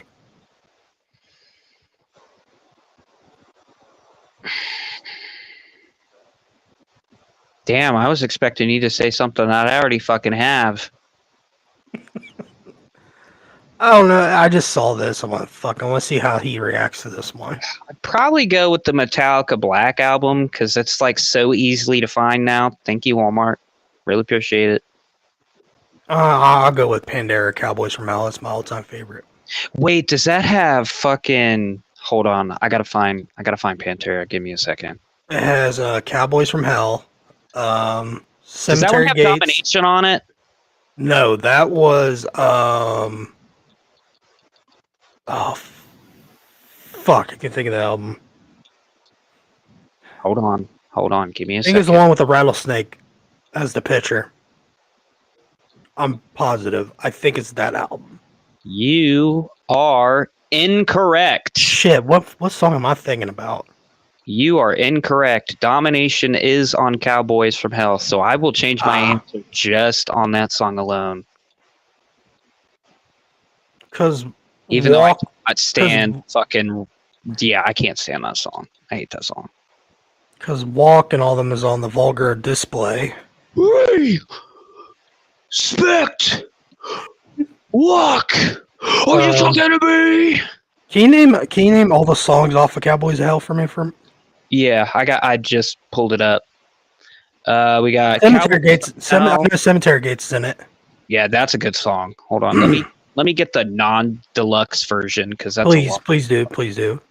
All right, so we got Cowboys from Hell, my favorite, Primal Concrete Sledge, good, Psycho Holiday, all right, Heresy, that's really good, Cemetery Gates, my favorite of all times, Domination, really good song, my favorite Metallica. My favorite Pantera song right there, Shattered. Oh my god.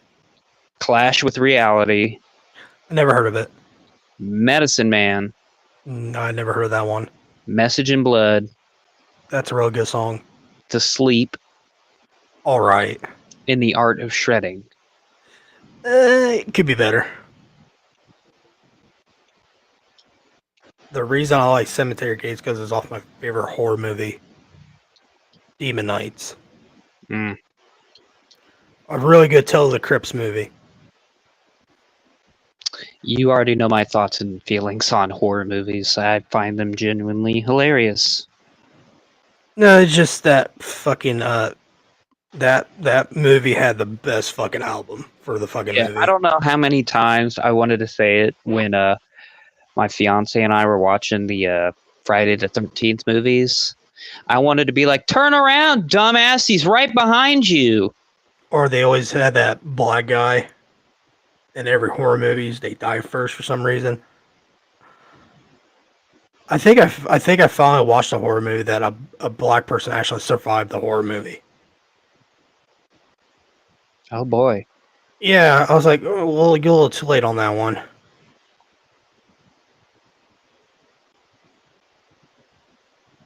Why did he send me this one? Name your favorite female singer. Lizzie Hale. Shit. Fuck. God damn it. I don't think I have one. Hold on. Can I go through Spotify real quick? Am I allowed? Lizzie Hale is. If your answer is something to the likes of, I can't think of her name. Hale, Amy Lee from Evanescence. Well, she's really good. She's really good. I can't think of her name.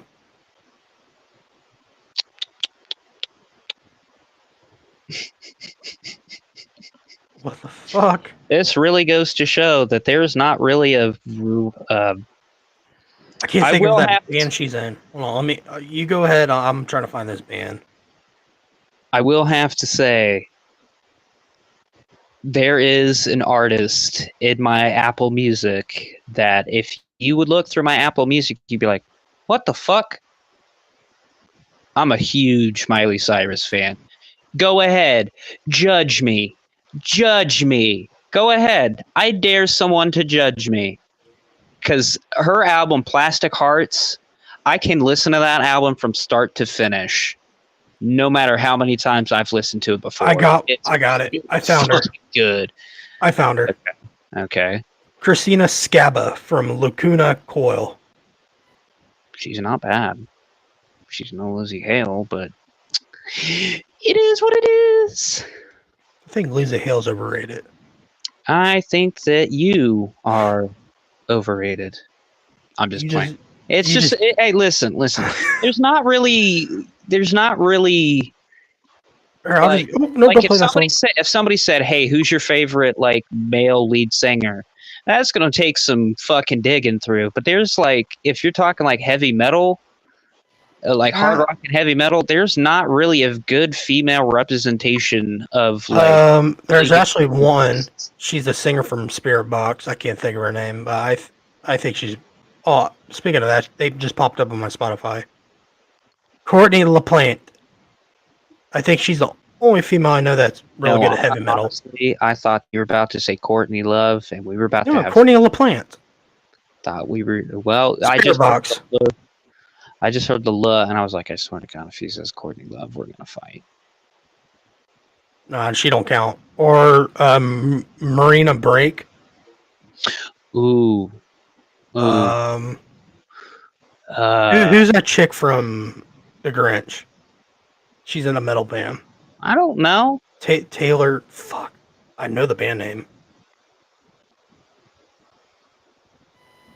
Let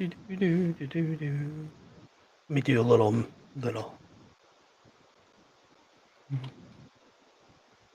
No, I'm not want to listen to Rammstein.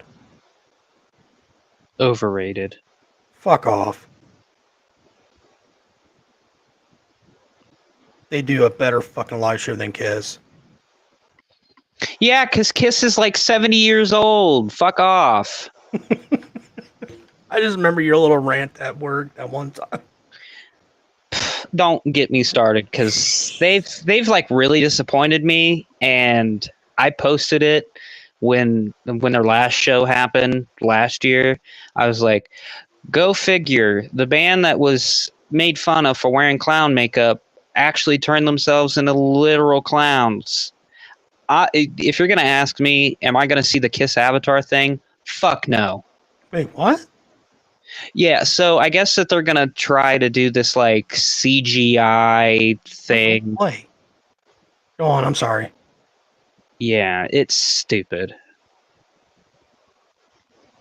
I can't find her fucking band for some reason. Pretty Reckless. There it is. What is her name? What is her name?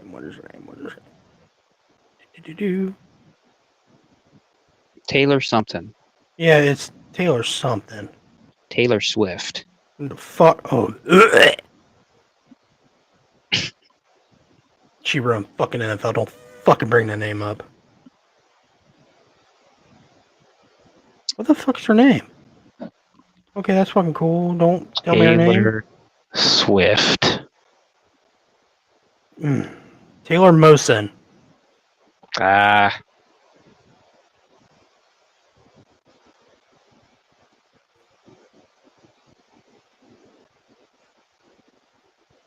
But mine is the chick from Luna Coil. What's her name again? Christina Scabba. Gotcha. It's not really a metal band. I don't know why people keep saying they're metal. They're not metal. They are a rhythmic metal. Rhythmic. Yeah. But they don't scream. They're more of a rock gothic. See. That's the other thing. Like all these, like the bands that like that I listen to. Some of my friends were listening to in high school. They were like, "Man, you should really check this out." I'd go to check it out, and I was like, "How can you listen to this stuff? They're just screaming at you." And at the time, I was like, "If I want to get fucking screamed at, I'll just fucking piss off my stepdad," you know? And now look at me. Now I'm fucking starting to get into like Pantera and. I will never ever get into Korn. I had a Korn phase in high school. What's wrong with Korn? I don't like Korn. I think Jonathan Davis has a really good mind in music. I Is do this- like the song Blind and Coming Undone, but that's about where I'll take it. You didn't care for Freak on a Leash? Feeling like a freak on a leash. No, no, just for that part right there. Because as soon as I said corn, that was the first thing that I heard of is. And I'm like, bro, get some fucking water. Like, chill out. He's beatboxing.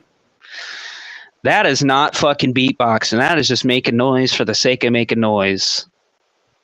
Or that or fucking Dave Drayman with fucking Down with the Sickness. That thing he did with the beginning of the song. Ooh, that thing? Yeah. I always think he sounds like a fucking gorilla. Oh, oh. God damn, Dave Drayman.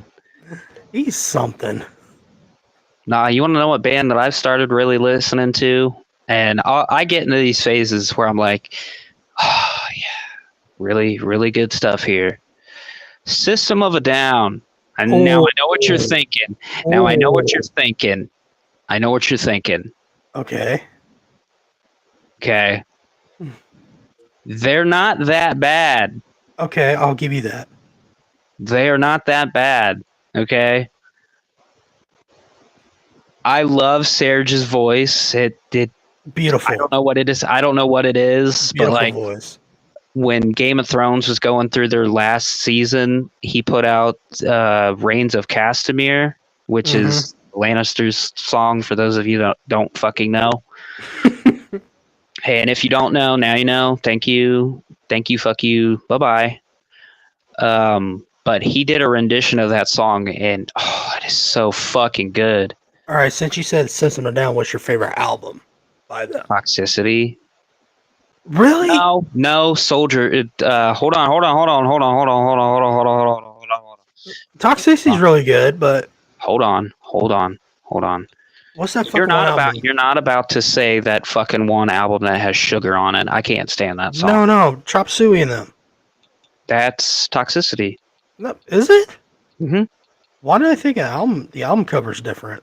You said Hold System of a Down, right? Yeah. Okay, hold on. Why do I think that's a different album? For some reason? I love Hypnotize. Oh, I see it. It's right on the fucking bottom. Okay, I see it now. Toxicity. I thought it was just say System of a Down album. It's like the Hollywood sign, but yeah, I just thought it was their. System of a Never Down. mind. Yeah. Here's their albums they had: Hypnotized, Mesmerized. What is Sugar on? Dead What is Sugar on? on the bottom of the grave, wondering when Savior comes, is he gonna be saved? You know what's my favorite song by System of a Down? Lonely Day. The Lonely. self-titled album called System of a Down. Damn. Okay. My all-time favorite song by them, Lonely Day. Welcome to the soldier's side. And it's on Hypnotized too. Yep. Lonely Day. Oh my god, that's a good song. The song after that is my favorite. Soldier Side. I love me some Soldier Side. I do like fucking Bring Your Own Bombs, BYOB. That song is fucking really good. You know what's funny? I always thought it's Bring Your Own Beer.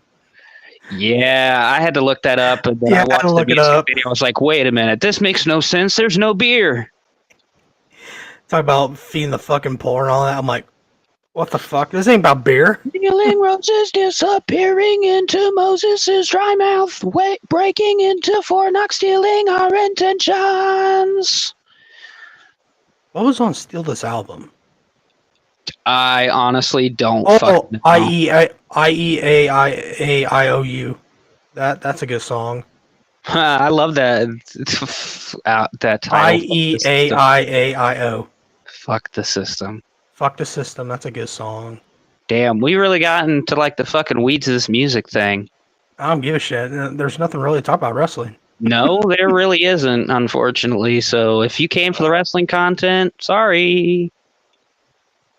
Oh wow, their self-title wasn't that bad. It's besides Sugar. They had Sugar. Spiders. Okay, the reason I like Sugar because the guitar. I love that. I just like that noise he did.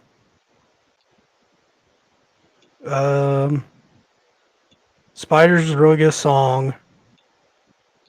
Sue Pea is a good song. Sweet Pea, I think that's what it's called. Sweet Pea. People, dude, I'm sorry, but these name of these songs just reminds me of Tool. I got a confession to make. Oh my god.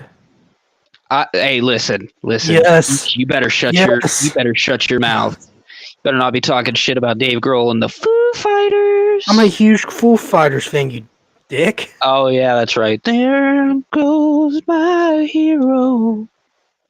Oh my gosh. Watch him as he goes. I can name all their songs. I really like the album Concrete and Gold. Ooh. The Sky is a Neighborhood, dude. I just re-listened to that album last night. My favorite album. Sky is a Neighborhood. I like their Echo Silence, Patient and Grace album that has The Pretender in it. Long Road to Ruin. What'd you think of the last one? But here we are. It's all right. I enjoyed it. I enjoy that album. Yeah, I heard that it gets like it gets really sad. It's a really sad album. Well, this is like this The is last like album a that Taylor Hawkins did. This is a Taylor Hawkins tribute album, pretty much, and you kind of have to. I mean, you kind of have to address and like say what you will about the Foo Fighters and Dave Grohl, but he knows how to fucking write a song. And Dave Grohl's the really nicest guy in the entire world. Dude, every video that I see him in, he's a sweetheart of a man.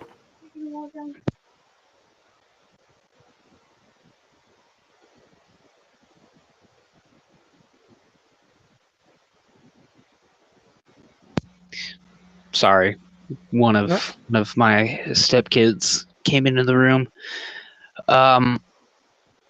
I forget what the fuck we were talking about. Oh, every video that I see fucking Dave Grohl in, he is having the time of his life. And I just want to be just like Dave Grohl. Yeah, I witnessed the time of my life. I witnessed his fucking story about Christopher Walken when Christopher Walken was guest hosting. Is the emphasis on Foo or is it on Fighters? Ladies and gentlemen, Foo Fighters. What do you think? Everybody can do a fucking Christopher Walken impression if they put their mind to it. What do you think of their disco album? Oh, the fucking Bee Gees? Yeah, the DG's Hail Satan fucking album they did. I love me some Bee Gees, okay? I really love the song Tragedy, and when I saw that Tragedy was on this album, I was like, no fucking way. Dave Grohl was a huge Bee Gee fan. Listen, I'm not the world's biggest disco fan, but I'm giving Bee Gees disco's really good. I'm giving the Bee Gees their fucking moment in the sun because they've got some good songs. I mean, some of it's like really annoying, like ha ha ha ha, staying alive, staying alive. I don't want to hear that song like ever again. Casey and the Sunshine Band was really good. Na na na na na na na na na na. Baby, give it up, baby. You know how many times I hear that in the fucking store? Stop it! You know how many times that I've had to hear Taylor Swift? Which one? Bro, so I don't know if I told you this, but there was one weekend that I was working and they played nothing but 15 minutes worth of Taylor Swift. And I was like, for the love of God, how many more times do I have to hear this shit? Or what? Yeah, you were standing there when they kept playing Foo Fighters Everlong. I'm like, for the love of God, we don't want to hear Dave Grohl's ex. Right. That was the song about was fucking Dave Grohl's ex at the time.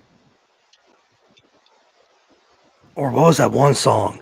Waiting, I'm waiting here for you. If I hear this, do do do do do do do do do do, I'm like, okay, I'm fucking leaving.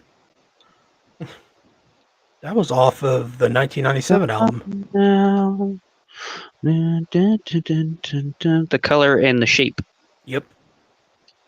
I only know that because I was on the Foo Fighters. Oh, I forgot Monkey Wrench was on this. Don't wanna be a monkey wrench. I was like, if you're gonna play then one time when I was at work, they played the Taylor Hawkins tribute song, and I'm like, oh my God, they're actually playing the song. I'm gonna start crying. What was it? It was. Was it what Rest? Was it Rescued? Yeah, I think they played Rescued. Yeah, I will. I was about to say, here's the track list, and maybe it'll sound familiar. This is, but here we are. Track 1 is Rescued, Under Maybe You, maybe it was Hear Under Voices, but here we are. The Glass, Nothing at All, Show Me How, Beyond Me, The Teacher, and then Rest is the final song. Mm. It was a good album, but I did love Medicine at Midnight. Was that the one before this last one? Yes. Yeah, it is. Weird album cover. Oh, it makes sense now. It makes sense now. Okay, because Apple Music does something weird with their albums. They give it like little, like artwork. Yeah. Like different artwork. Yeah.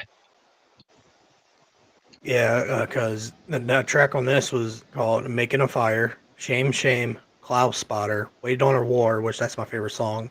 "Medicine at Midnight," "No Son of Mine," "Holding Prison," "Chasing Birds," and "Love Dies Young."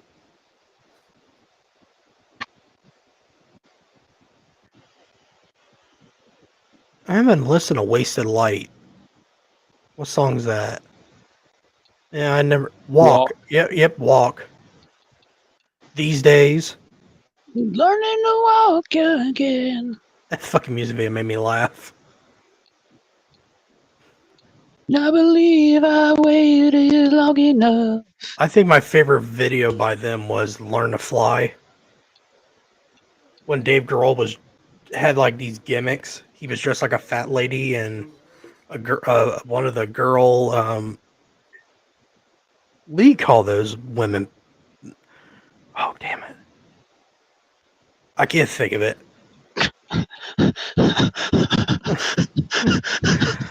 I was gonna say something so out of pocket. What? So out of pocket. No, I'm not saying it. Nope. We are not getting canceled here. What do you call? Have you been on a plane, right? Been on a plane, right? Attendants. Yeah, that's it. She was a flight. He dressed like a flight attendant. So did Taylor Hawkins. Taylor Hawkins also dressed like the pilot with Dave Grohl, and Dave Grohl was dressed like a fat woman. Oh my God. You ever see that video? Learn to Fly? It's a really fucking... Oh my God, get your hands on him whenever you got time. It's a funny fucking video. The funny thing is that thanks to also with, Apple Music, you can watch music videos that were from these albums. So I'm pretty sure it should be on there. If I could fucking get to the fucking goddamn, so many fucking... Yeah, they got a lot of fucking music videos.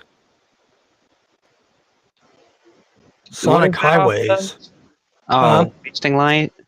Yeah, No. Learn to Fly is off Nothing. There's Nothing Left to Lose. 1999. One by one.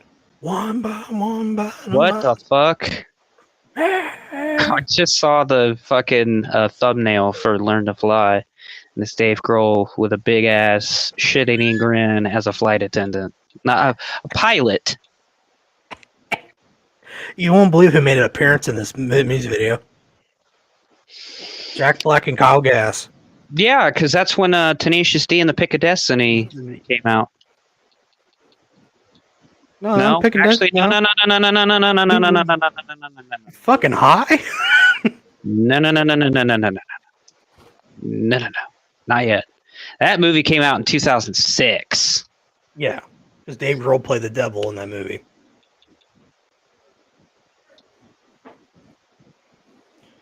I just love Learn to Fly music video. Oh God, their fucking first album has "Fuck Her Gently" on it. Uh-huh. It's fucking great. One by One, All My Life. Times Like These. That's a beautiful song. Something. I gotta listen to it real quick. Times Like These. Times like these, nuts in your mouth. Ooh, got me. You know what? You know what? Listen to this album. In Your Honor. Does it have that Blue Oyster Cult fucking cover on this one? Hold on. I gotta go I'm all the way. burning You're on. making me go fucking I'm sorry. all I'm sorry. the way back up. Oh, Best of You. I know they did a fucking cover to Blue Oyster Cult, Burning in Love with You. What fucking album that's off of? What's the song? Because I know they did a cover of the Blue Oyster Cult, man. I think it's called I'm Burning for You. I don't know if that's the actual name of the song. no, that's not. You are correct. The song is called "Burning for You." What fucking album that's off of? Hold on, I'm looking.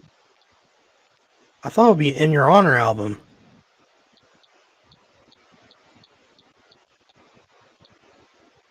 Jesus Christ! They got a lot of fucking songs. It I can't got be in. passion to make.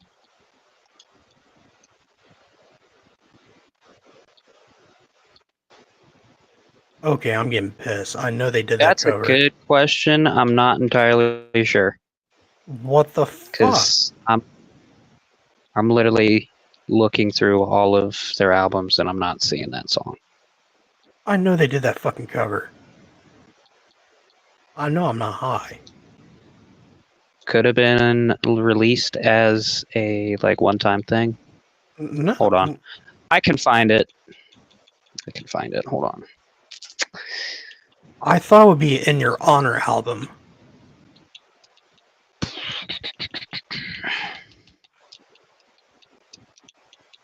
Only thing that's shown up is The Best of You. Well, it's not on Apple Music if it is a thing. Oh. Foo Fighters Burning.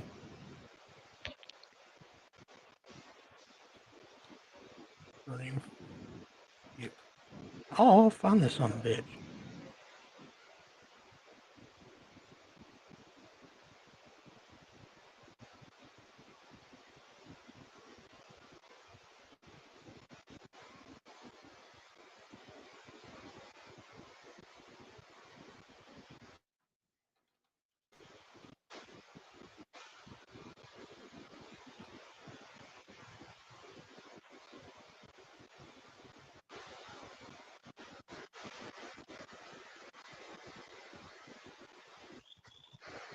Okay, let's see.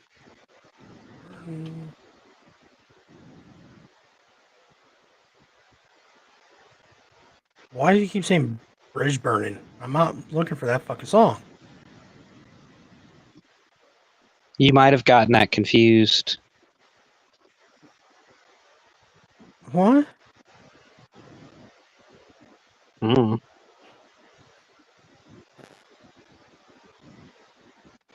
Blue Oyster Cult Burning for You.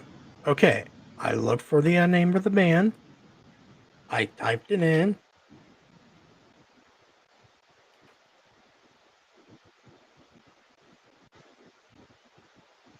Okay, I might be high. I might be fucking stoned or some shit because I remember their cover. Well, we'll figure that out. No, Next, it's probably somewhere on YouTube. probably. Here's another question. Who is your lead singer and Go? Sebastian Bach, Vince Neil, Axl Rose, or Bret Michaels? My favorite? No, yeah, we'll just say who is your lead singer if you're in a band. So we have Sebastian Bach, Vince Neil, Vince Axl Neil, Rose, Axl Bret Rose. Michaels. Okay, so Four douchebags. Sebastian Bach, big ego. Vince Neil, big stomach. Who was the next guy? Axl Rose. big ego. I- And Bret Michaels. Well, it's definitely not going to be Bret Michaels because I've never been a fan of Poison. Not once in my entire life have I listened to a Poison album and I'm like, man, that sounds really good.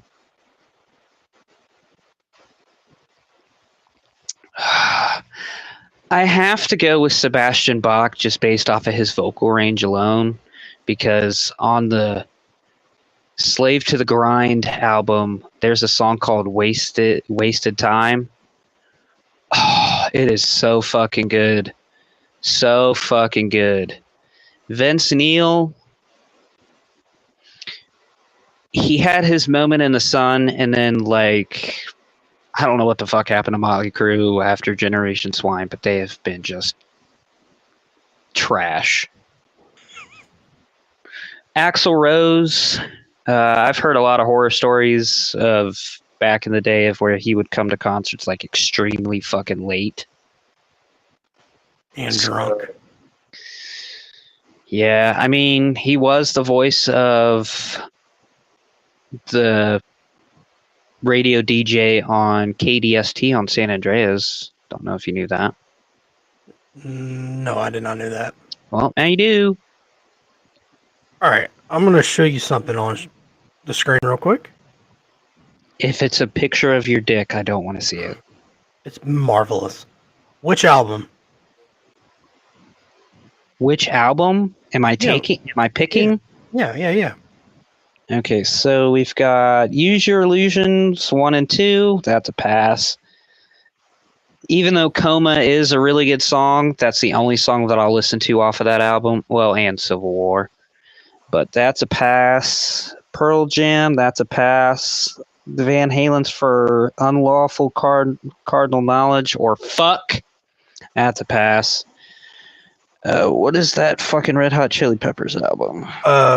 Sex, Magic, and Power, I think. That's as Give It Away. I don't like that song. That's the one song I can't stand. Give it away, give it away, give it away now. And I'm pretty sure Suck My Kiss was in that album. Now. I think that and Suck My Kiss was in that album. And then we've got Ozzy. No More Tears. Am I right? Tears. That's I do like that album, but it's not like a oh.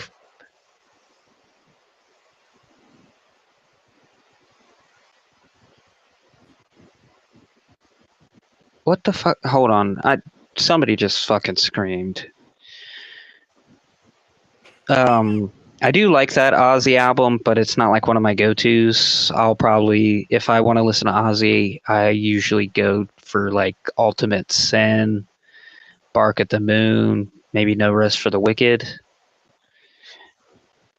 We're gonna skip that next one because you'll understand in a minute. Nevermind.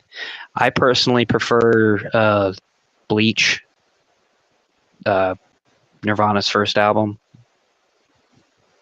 I don't know which Soundgarden album this is. Soundgarden, that is Bad Motorfinger. Okay. I love me some Soundgarden, but I love Super Unknown. Yes. You know you love an album when you go to a record store and they have an original copy of it on vinyl and it's orange, and they want $217, and you pay that $217. I don't know True what this story. is. I'm not kidding. I actually have that. The next one, I don't know what the fuck those albums are on the bottom. I think others, probably. Is that Death? Is that the next Yeah, one? yeah, Death. I haven't really listened to Death, so that's a no. Now we just talked about the Metallica Black album and then Use Your Illusion 2.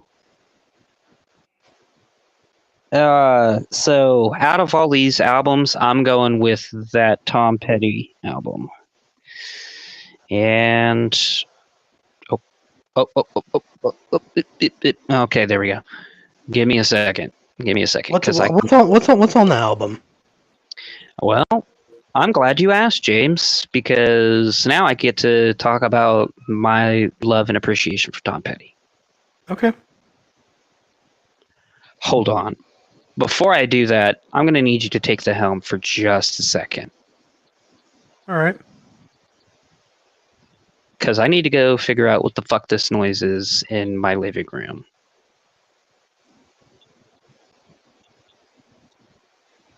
Actually, never mind. I already know. So this album is called Into the Great Wide Open. It was released in 1991. And it has my favorite Tom Petty song on it. And it starts off the album with Learning to Fly. I absolutely fucking, oh my God, weird. You're going to have to figure out how to make that bigger because... Okay, I appreciate that. We'll get into that in a minute because there's a lot of albums that I can talk about. Into the Great Wide Open has so many like really good songs on it, like Learning to Fly, Into the Great Wide Open. Two Gunslingers is a really good song. You still hear that one on the radio. Mm-hmm. But Tom Petty was like my gateway drug into rock music. I heard Free Fallin' on the radio just like everybody else does, and then I heard Learning to Fly.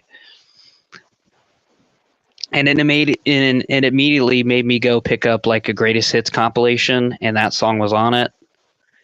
So whenever I'm feeling like really down and depressed, like I was like last week, I put this song on, and it really makes me feel good. And so I've only cried for two people's deaths that I've had to witness or have to go through in my lifetime. And the first one was Tom Petty. I was at work when I found out he passed away. And I went to break and just put on a Tom Petty album. It was more than likely the greatest hits because I didn't start like really diving into his catalog until about 2018. And I put on Learning to Fly, started really bawling, and then like the next person that I cried for was Eddie Van Halen because I was asleep when the news dropped that he had passed away, and I woke up to like 30 messages from people that some of them I didn't really talk to that much, and then it was my best friend Josh, and I called him first and I said, what's going on, dude? Why'd you blow me up so much? He goes, bro, you don't know? I go, no. He goes, Eddie Van Halen just passed away. And I said, what? I told him, I said, I'm going to have to be right back. And I fucking lost it. Because, like, after Tom Petty, there was Van Halen, and then there was Dokken. Well, actually, there was Dokken, and then there was Van Halen. But Dokken and Van Halen literally are like one A and one B, because the first album that I bought with my own money was Dokken's Under Lock and Key, and I still have the CD copy that I purchased. And then I purchased the first ever Van Halen album. So like through my formative years of high school, I was listening to like Van Halen and Dokken and all that stuff. And then Tom Petty was like right there. So yeah, Tom Petty is like a big influence on me.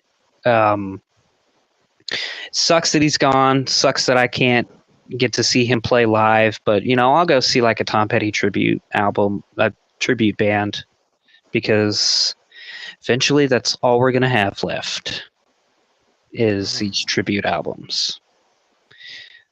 And I don't want to get on a fucking rant or nothing, but like go and support like your local bands. Please, for the love of God. Let's not let this like rock genre like die out, because there are a lot of like new bands that are coming up. Like Florida's really got a good heavy metal scene. There's a band called Midnight Vice that I recommend everybody check out. Ohio has some good ones. There's been a couple of bands that have come out of Michigan recently. There's a band called Wanted. And, of course, we all know about Greta Van Fleet, which honestly, they've kind of fallen off with me. Yeah. You can only make an album that sounds the same twice, and then it just starts sounding repetitive. And that's what they did with their last album. I still have not went out and purchased that album because I haven't listened to it yet. But pull up that fucking picture real quick that you just had up. Oh. Yep. Okay. All right. Let me hit you. Let's make this fucking. Are these songs? Right. Yeah, songs. 1985 rock singles. What is your favorite? And go. Well, if this was albums, there's a lot of fucking good shit. Can you see that really well? Yeah, I can see the names. Okay. Ooh, so what is this? 85? 86? 85. 85. Okay. I was about to say, because I see Rats on there, Kiss is on there, Molly Cruz on there. Dire Straits, Single Minds, The Cult, Bon Jovi. That album's really good. Ooh, Power of Love came out in 85? Yes. Damn, there's a lot of good fucking songs on here, dude. I think it's the same with that. If Huey Lewis made Power of Love in 85, I think. I can't remember what year Back to the Future came out. Fucking Wild Child? Hell yeah. By Wasp. God. That was off of the Last Command album, wasn't it? Yes, it was. Yes, it was. I'm not even going to let you fucking tell me different. I'm not going to let you tell me different, bitch. I know my Wasp. It is. It is, because that's the... Bruh, okay, so I want to get on a little fucking rant here for a second. You know what really pisses me off? So I bought the first Wasp album a few months back, and I played it for the first time, and it starts off with I Want to Be Somebody, and I asked my best friend, who's kind of an expert in this thing, and I was like, so can you explain to me why the first Wasp album doesn't have Animal Fuck Like a Beast? And he asked me, he goes, do you have a U.S. pressing or the German pressing that would have that song on it? I said, I think I just have the U.S. pressing because the album starts off with I Want to Be Somebody. And he goes, yeah, you have the U.S. pressing. Animal Fuck Like a Beast on the first Wasp album is only available on the German. I think he said the German version of the album because the record company thought that it would be in poor taste to release that song as a single. But let's see here. So I see Theater of Pain, which I could fucking go into. That is Nikki. I call that the Nikki Sixx's Cry for Help album. And do you want to know why I call it that? He is starting his heroin addiction around this time. Okay. All right. Hang on. A question. Is this after this album was Was it Kickstart My Heart was after this one? Nope. The No. next album. Hold on, I'm trying to find Motley Crue, and I'm really struggling on my alphabet today. Apparently, the next album after Theater of Pain is Girls, Girls, Girls, and that's when Oh. everybody in the band is fucked up. Fucking hate that album. I used to say exactly the same thing as you, but Well, okay. Before you go on, what was in Girls, Girls, Girls? okay. Well, I have to go and find like the actual Oh. fucking track list for you because Apple Music is fucking dumb and puts shit in a retarded way. So the album stands as this: Wild Okay. Side, All Girls, right. Girls, Girls, Dancing on Glass, Bad Boy Boogie, Nona, that song sucks. 5 Years Dead, that song sucks. All in the Name of, Something for Nothing, that song sucks. You're All I Need, that's the best song on the album. And then Jailhouse Rock Live. Mm. Yeah, everybody in the band at that time is like really fucked up. But like Nikki Mm. Sixx is like really strung out on heroin. But I just. anyways, Go ahead. Theater of Pain has a couple of lyrics in it. Um, I forget exactly what song because when I used to do a podcast, I literally spent like a whole week like dissecting this album. Oh, Keep Your Eye on the Money. That one's he's starting. That one I felt like he's starting to realize that the band's starting to lose focus on what they started the band for, which was money, and now they're kind of using all the money that they have for their own vices. Use it or lose it. That's kind of self-explanatory. Save Our Souls is kind of like God, I wish I could find my notes on that album because I could tell you exactly the song that I felt was like his absolute wake up call, and I think it was that one, was Save Our Souls. And then what other one was I going to talk about? Okay, so the question was if I had to choose one song, and I'm thinking of a song I could pick real quick. there's so many good ones. You know what? I got to do it. I got to go with Pat Benatar and Invincible. Oh, really? hmm I love Asylum, and I love like all of these songs, but I love me some Pat Benatar. Hold on, real quick. Like these are all singles too. Yeah. I love YNT, but I hate the song "Summertime Girls." What's that band? So they're like, I never heard of them. and you wouldn't if unless you went on like a Discovery and saw them randomly show up. So they're a band out of California, and they got really big in Japan, Mm-hmm. and then they had like a couple albums that got really big in the States. But they're like my prime example of a band that should have been bigger than what they were. Because Dave Oh. Menenchetti, the lead singer, has got like an iconic voice. Huh. Yeah. Well, if I would pick, I had to go with Autograph. Turn up the radio. Overplayed, I know, but overrated. I love that song. I don't give a shit. Or that, or Bon Jovi, In and Out of Love. I don't know what's in me picking hair metal bands. Fucking is that the hold on. I'm about to ask a dumb question. Go ahead. No, because I'm sitting here on Apple Music, and here I am about to ask you a question about Bon Jovi. Oh, Where you at? Where you at? There you are. Bon Jovi, 7,800 degrees Fahrenheit. I think this is the one that's got only. Yeah, this has got Yes. Only Lonely on it.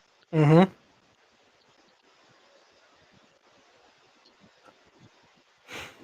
Damn. What year? 85. What was the album after that one? Slippery When Wet. Yes, I figured. I fucking figured. Cause I'm a cowboy on a steel horse I ride. I'm wanted, wanted. Is that hold on? Is that Kiss albums when they didn't have the makeup on? The Silent? Yes, they Ah, were hot. They were smack dab right in the middle of the non-makeup era. wow. Yeah. What was after that? Was this after this album? Was After that? that album is Crazy Nights. Is this the album that has This is the first Heaven album. on Fire? Nope, that was Animalized. That was the album before. Okay. So how many albums they went without makeup? I can tell you right now. 1, 2, 3, 4, 5, 6, 7. They went. Oh wow, damn. Seven studio albums. It was from 1983 to 1998 when they put back on the makeup for Psycho Circus and the reunion tour. What made them not use the makeup for that long? Something to be just for them to be different. Oh, okay. I That was thought. basically it was basically like, hey, we haven't done this before. You guys know us in our makeup and everything. And like back in the day, like in the 70s, like I'll just say the 70s and then the early 80s. I'll say around 82, which is when Creatures of the Night came out. They did not want to be seen without their makeup. Like people would try to get pictures of them and they would get stopped by security.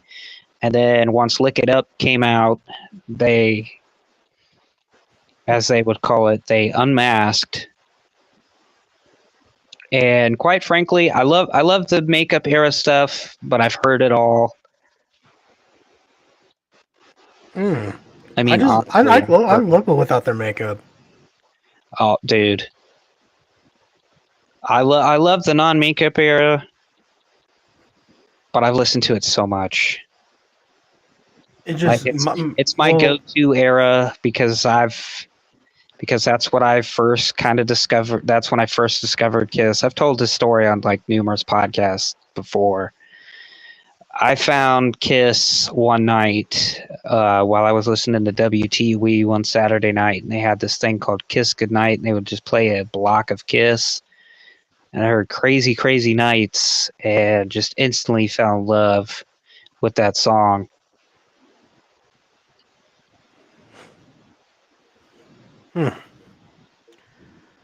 well, my dad's a huge Kiss fan. He said after '98 when they got the makeup back on, he said You Kiss go wasn't the ahead. same. You go ahead and Okay, take charge. I got to go to the bathroom. hey, go ahead. Let's see if I can find another one. But my dad is a huge Kiss fan, and he'll admit it. After '98, they said they wasn't the same to him.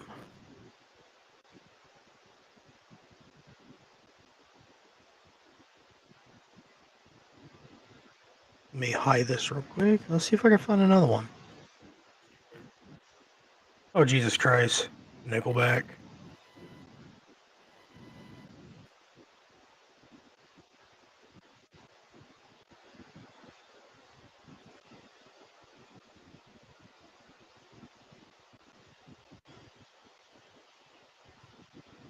Oh, here we go.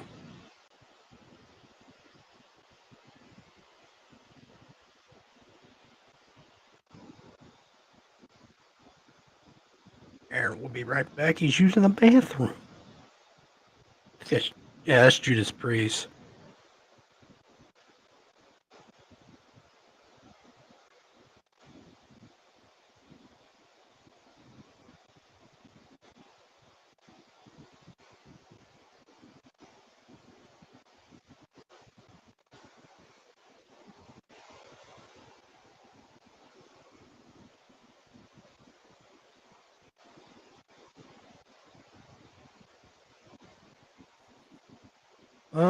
Let's see some.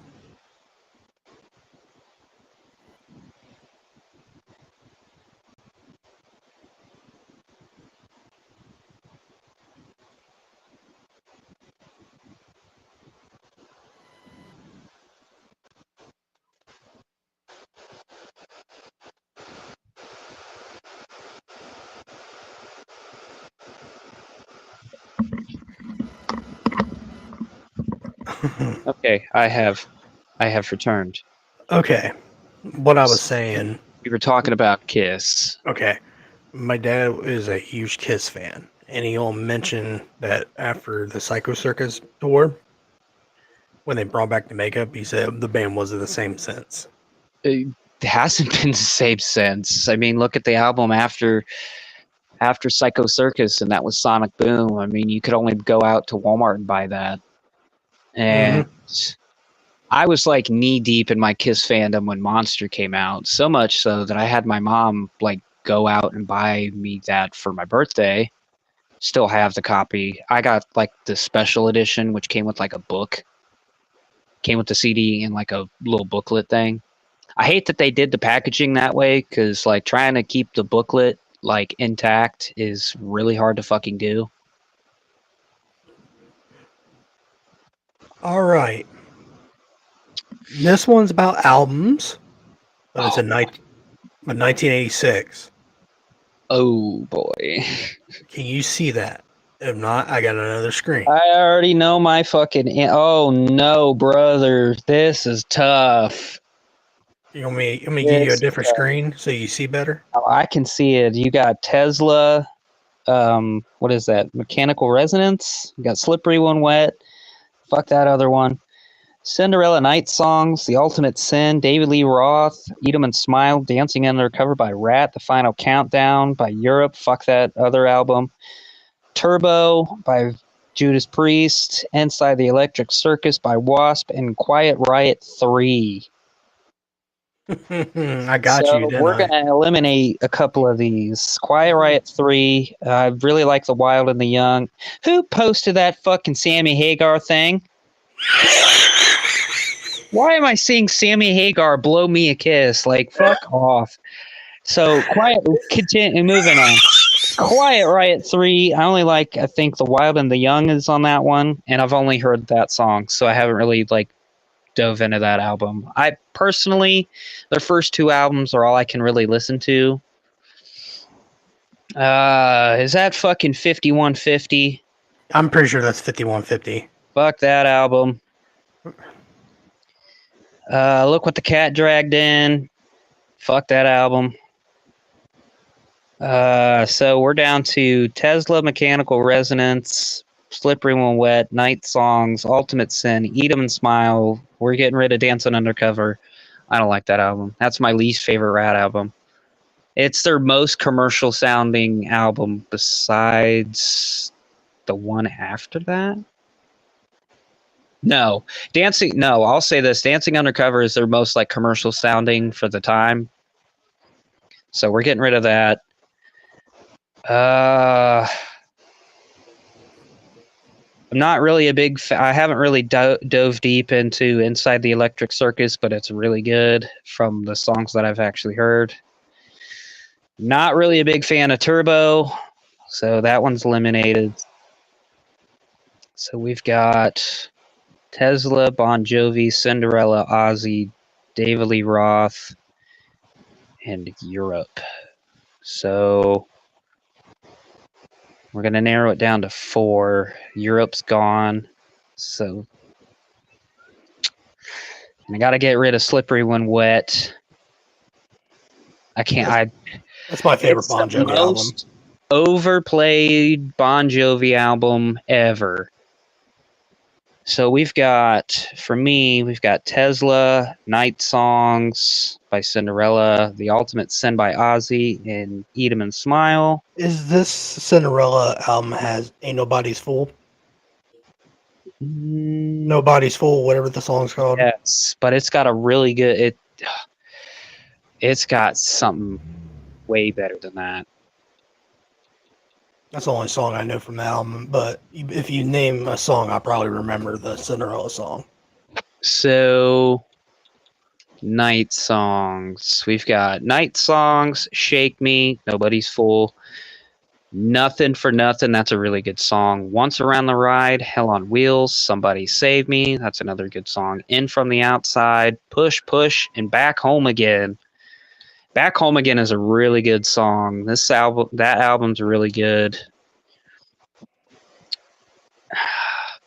I love David Lee Roth, but like after Eat 'em and Smile, it kind of takes like a nosedive. So I'm gonna have to eliminate that one because I've listened to Eat 'em and Smile so much. I don't need to hear Yankee Rose again. So we're down to Tesla, Cinderella, and Ozzy. And I only have to pick one. That's fucked. Yeah.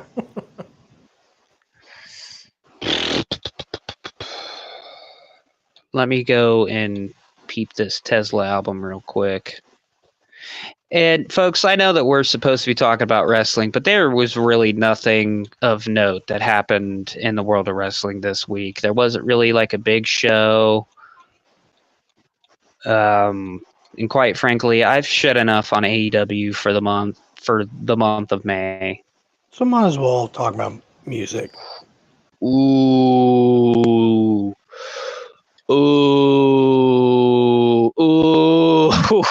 Mechanical Resonance. I forgot some of these songs are on here. Easy Come, Easy Go. What?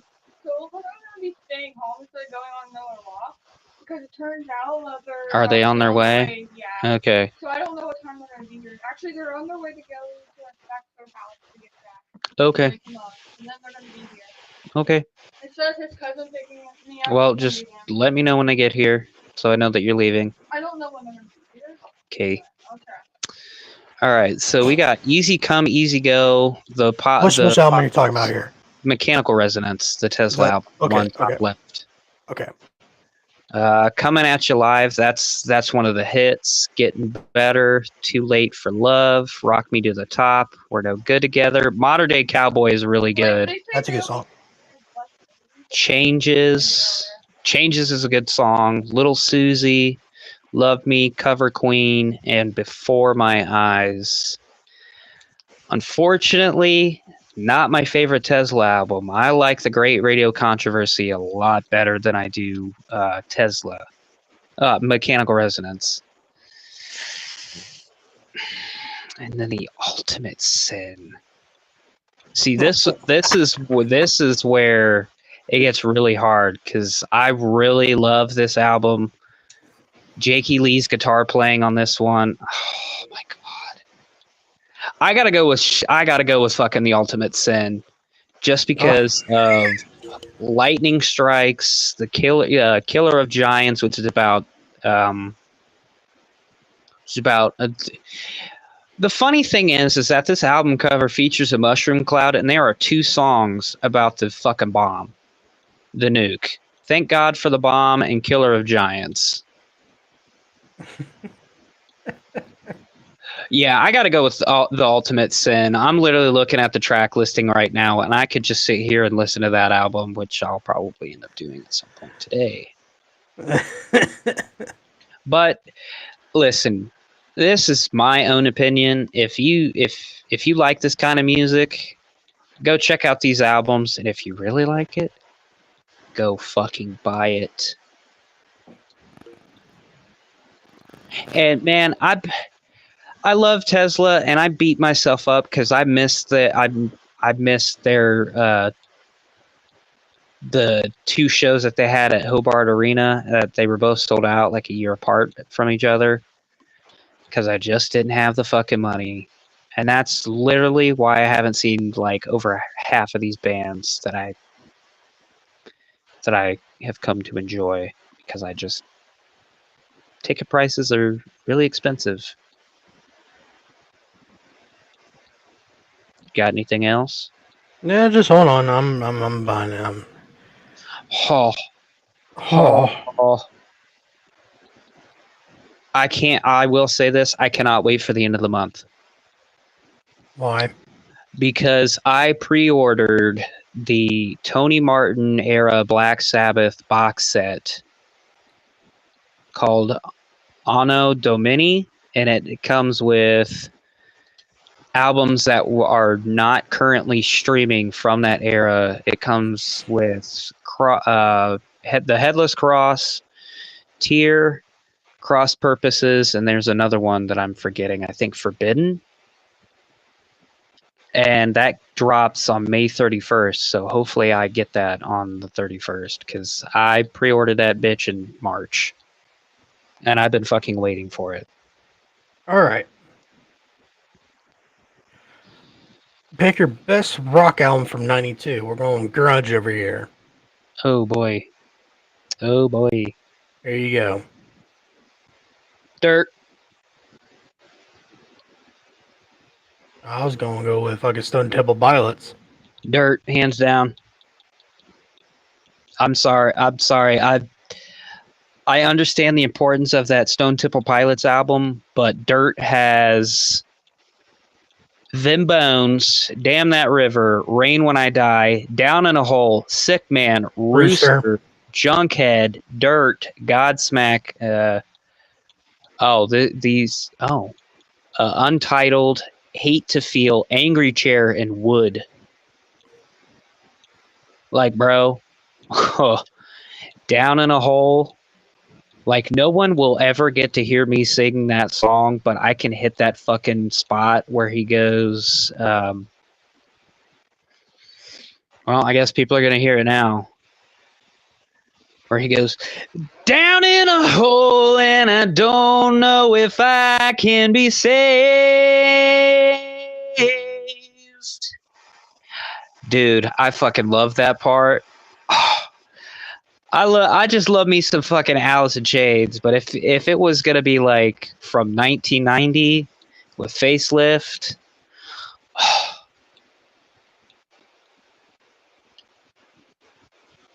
goddamn.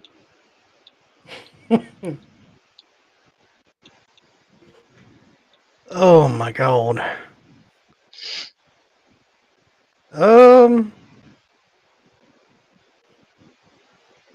Let me go back.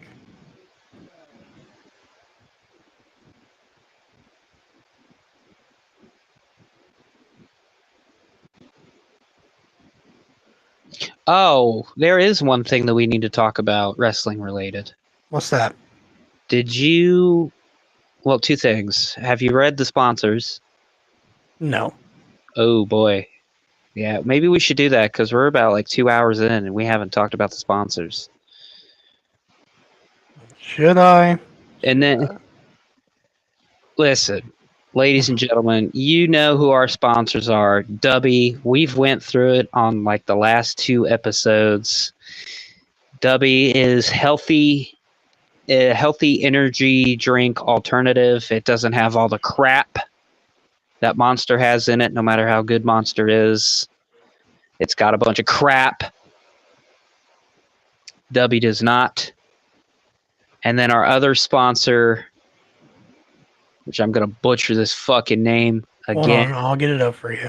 Reaper Apparel Company. Good job. I remembered it this time. Reaper Apparel Company.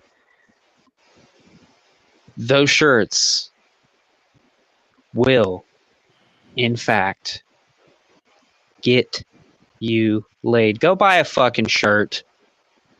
Go buy a fucking shirt. It's not that difficult. You just find the design that you want, put it in your card, put in your card information, and then boom, you got yourself a nice fucking badass t-shirt. So there's our sponsors. Sorry, sponsors. I should have been paying attention at the time, but we got real deep into this like music talk. that I kind of forgot. But there is one thing that we really need to talk about. And that's Ric Flair versus Paisanos. Oh my fucking god! Ric Flair, this All right, drunk go ahead. old man. I don't know if you've seen the video. I really don't want to see it. Yeah, I don't want to see it again either, honestly. But Ric Flair being his drunk blur, bl- I'm Blur. I'm gonna end up having a stroke. Belligerent. There we go. We did it. His drunk blur. You know the word. Belligerent. Let's see if I can put this sentence together now. Ric Flair, he's being drunk and disorderly. I'm not even going to try to say that fucking word. He's being drunk and disorderly. He's pretty much rock starring this fucking restaurant. And quite frankly, I'm disappointed in Ric Flair. I expected more of him to be an adult at this stage in his life, and especially with it being graduation, like post-graduation for a member of his family. Like, dude, you look like an ass. Look like such an ass. I stand with Paisanos. That's all I'm really gonna fucking talk about on it because the shit that I watched of just Ric Flair just trying to flex like, hey, I'm Ric Flair, you need to bow down to me, and this manager is just not having it. I mean, if you have the balls to cut off Ric Flair from the bar, you get props in my book, because not a lot of people have the balls to do that. You know, that was like a business decision that this guy had to go into his office and making. Like, man, this guy's really, he's really, you know, upped our bottom line this week with this supposed $1,500 worth of pizzas and shit. Like, goddamn, that's a lot of pizza, dude. A lot of pizza. And this place probably, with it being in Gainesville, and we all know what university is in Gainesville. If you don't, it's the University of Florida. So if it's on campus, you know it's not going to be cheap. No. But for that guy to just tell Ric Flair, like, hey, dude, you're like making some of my customers feel uncomfortable. You're cut off. And then Ric Flair to act like the way that he did, just uncalled for. And you're supposed to be celebrating somebody's like crowning achievement of graduating college. Like, that is like the highest level of education somebody can reach, and you're going to be just a douchebag and have it all be focused on you because you can't control your alcohol. Pretty sad. It's not the 80s anymore, Rick. You can't get away with that shit and then people not talk about it.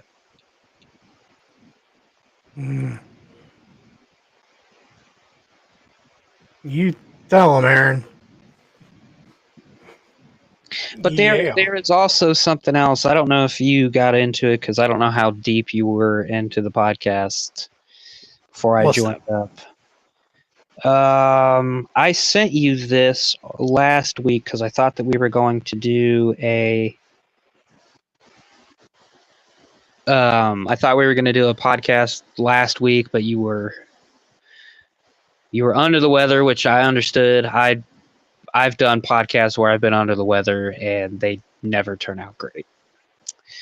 But as we all know, AEW's doing a nation tour of fucking Canada. And I sent you this on May 9th. Oh shit. Yeah, I'm trying to look it up real quick. I've already got it pulled up. Okay. So this is a post on Facebook. And it says, I believe it's from Reddit. Watched an awful thing happen involving Sky Blue tonight at the Ring of Honor taping. Says a Okay. man in the front row continued to make vulgar comments about Sky, commenting on her body, calling her baby girl, the whole shebang.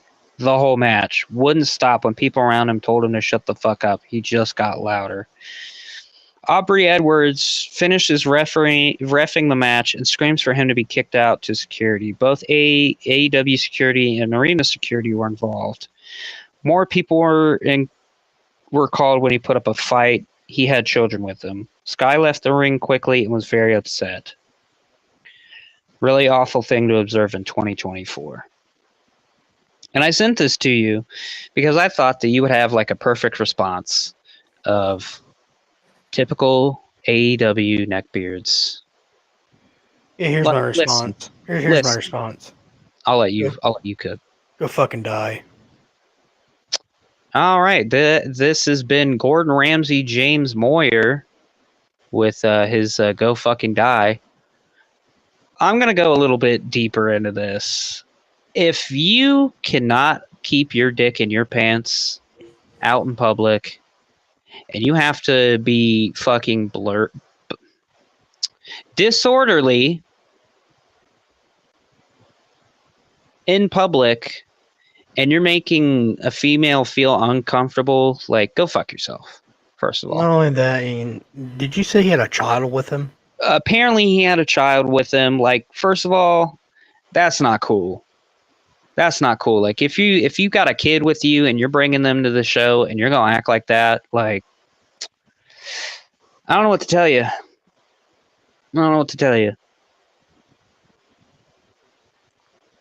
Because that is disgusting behavior, and not all of us wrestling fans are horny douchebags. Like, don't get me wrong. Most of the wrestling audience is a male audience, right? Males get horny, okay? But there's like the internet, okay? And if you're with somebody, hopefully this guy like is not in like a relationship and is acting this way, because that's disgusting behavior. Like, we have to realize that these women are putting their bodies on the line for our enjoyment. And like, some of them, yeah, they may just be nothing but like, I don't want to say tits and ass, but they may just be there for their looks. But like, they're human too. Like, stop treating them like a sexualized object, because I guarantee this dude, if he does have kids, that's unfortunate. I feel really bad for the human population that you were able to breed. But this guy probably, like, this was probably like visitation weekend or some bullshit. But like, if this guy probably lives alone, can't get a girl to save his life, so he buys one of those realistic like sex dolls and like post a Facebook profile picture of him and go like, me with my new babe, doesn't she look gorgeous?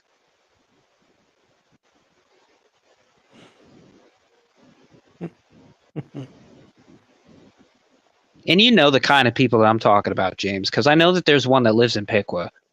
I know that there is one person in Piqua that has a real life sex doll and calls it their girlfriend, because I have seen it with my own two eyes. I really don't want to know who this is. It's not somebody that we know, that's for damn sure. Because Okay, we'd good. be having an intervention if that was somebody that we fucking know. We'd be like, look, dude, we cannot continue to hang out with you in this behavior, because that's disgusting. Ah, fuck. So did Tony Khan say anything stupid this week?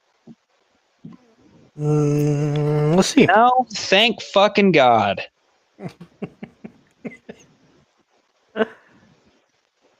Oh. Thank fucking God. He did post something Sunday, May 26th at Double or Nothing. Fucking give a fuck. John Moxley versus To Takashi, Konosuke Takeshita, which I'm a big fan of. IWGP World Heavyweight Title Eliminator match. Fucking dumb. Fucking dumb. Just have the IWGP title defended. Stop with these fucking eliminator matches. It's just stupid. Oh, I know what we need to talk about. Did you see the thing that I sent you? The new AEW mobile game that's coming out? yes, Whatever the fuck. Yeah, I got it up. Did you talk about that? Hold on, let me pull this up and It looks like fucking Roblox meets wrestling, and it's really bad. Oh, it's on their Twitter page? What day? Yeah, I'll look it up on their Twitter. It's cringe, my guy. Oh shit, my phone just fell. 15th. So let me try to describe to this while I get it up. Somebody wants it. What the fuck is this?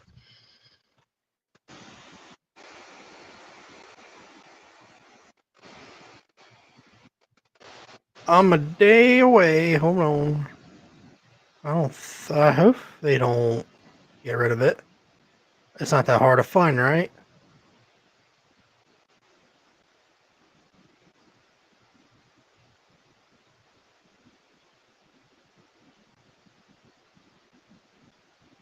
Here's a video of it.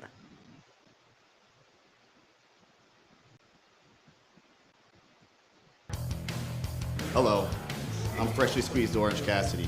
Pull out your phone and download AEW Figure Fighter and punch some people in the face.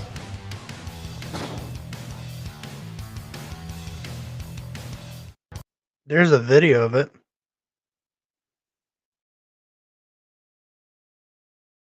But I'm trying to find it.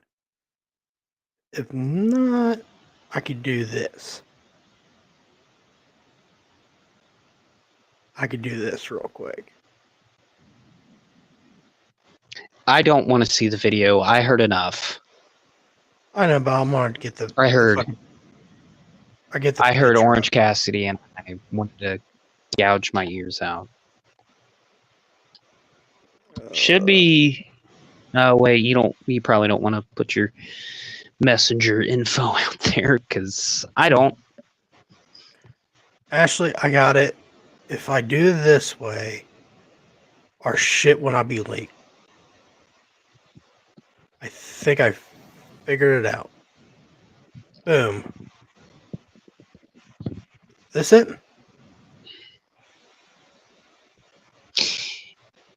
Ew, yes. Gross. Look at that. TNT Sports and AEW announced launch of new mobile game AEW Figure Fighters. Is the emphasis on figure or fighters? Figure Fighters. Ladies and gentlemen, AEW Figure Fighters. Yeah, I was like, I did see that. I did see this. Yeah, I try not to text you a whole lot while you're fucking at work because I know you're working and can't fucking respond. And I saw this on lunch. I'm like, what the fuck did he send me? I was like, what the fuck is this shit? Dude, most of the time when I find shit that's fucking hilarious or podcast related, I'm probably like 100% under the. My goodness. But there's one final thing that I want to talk about, and then we could wrap this up because we're about to go on we're past 3 hours. Please do. So I don't know if you've been paying attention to the video game industry and what's been going on with Xbox and all that shit. So I'm gonna let you guys. My brain just shut off. Hold on. I'm going to give you guys like the backstory. So last week or 2 weeks ago, Xbox ended up shutting down 4 studios. One of them had produced this game called Hi-Fi Rush, which is getting like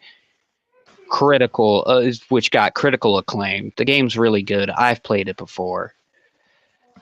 And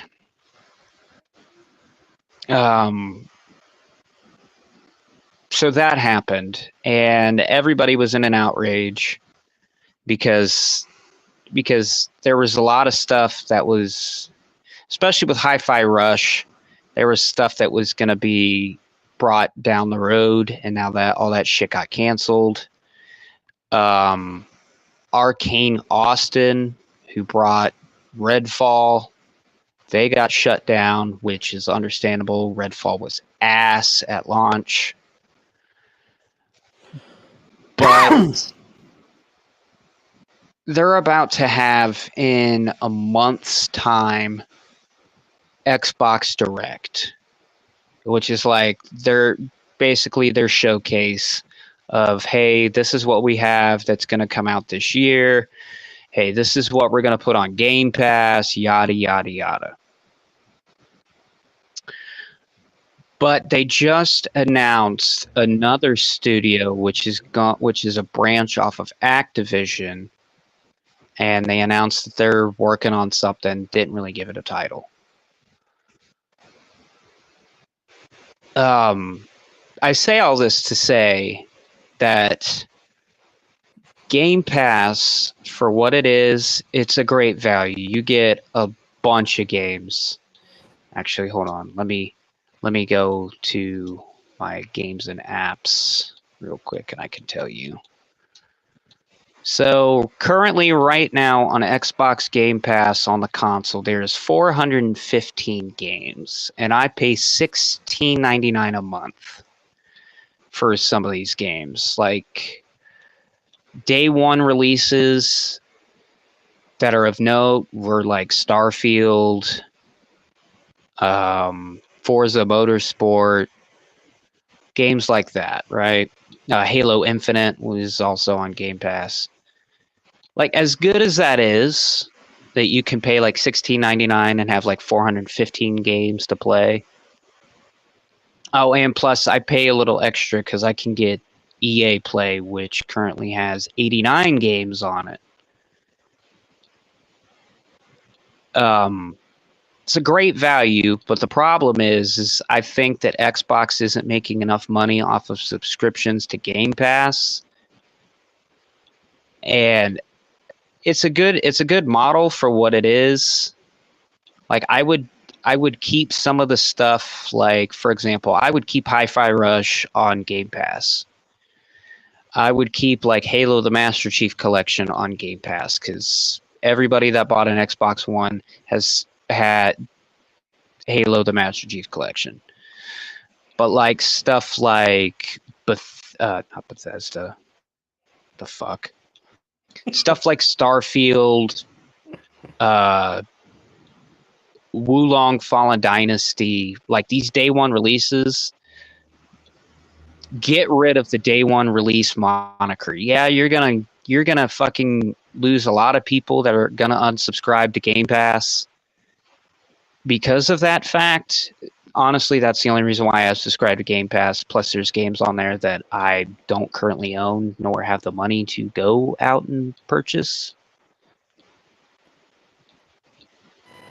But like, get rid of, and someone's probably going to tell me this is stupid, but get rid of the day one releases. Release those games like within a month after release, because then you're gonna force people to go out and get like physical or maybe digital copies of these games, and then you already made your fucking money. Like,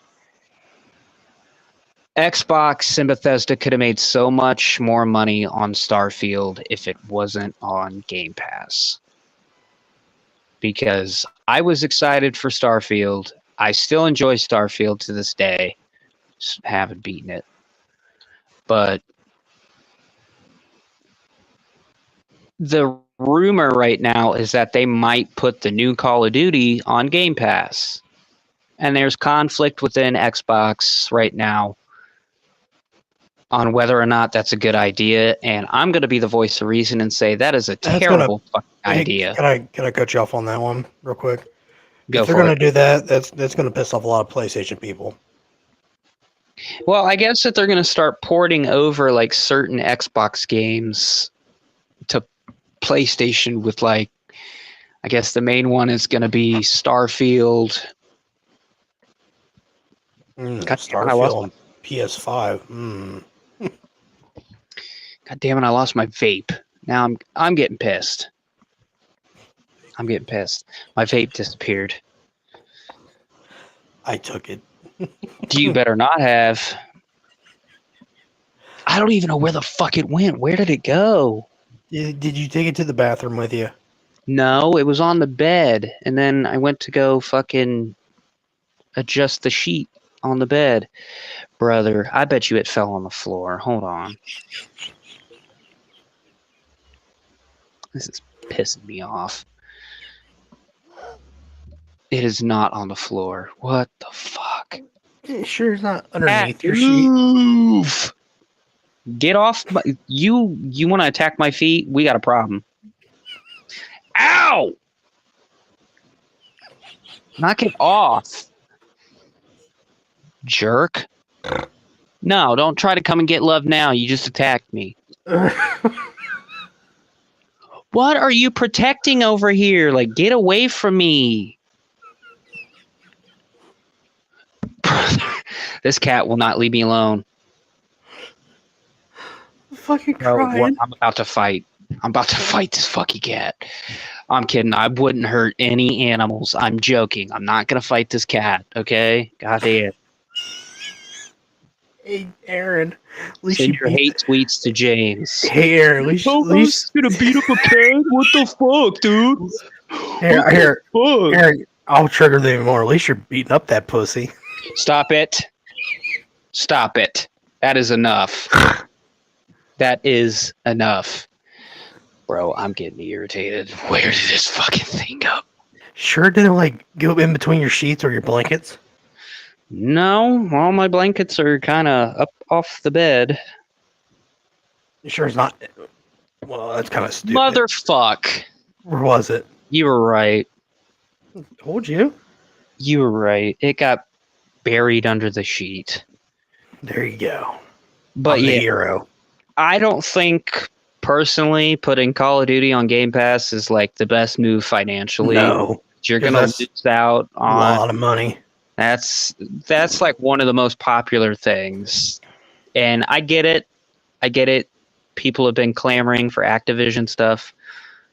Why not put past Call of Duty games on Game Pass? Yeah. Test the waters first and see how the response is going to be when you put a Black Ops 2, a World at War, a Modern Warfare 2, a Modern Get the servers back up and going. Yeah. You're going to get a lot of people. Leave the servers as they are. Do you understand how fucking fun Modern Warfare is with modded lobbies? That shit's dope. Jesus Christ, dude. Bring back Black Ops 2 and all that. Bring up the servers and you're going to get a lot of fucking people to come back playing that game. Yep. If you put it on Game Pass. Because Yeah. I will be down to go back playing Black Ops 2. Like test the market first.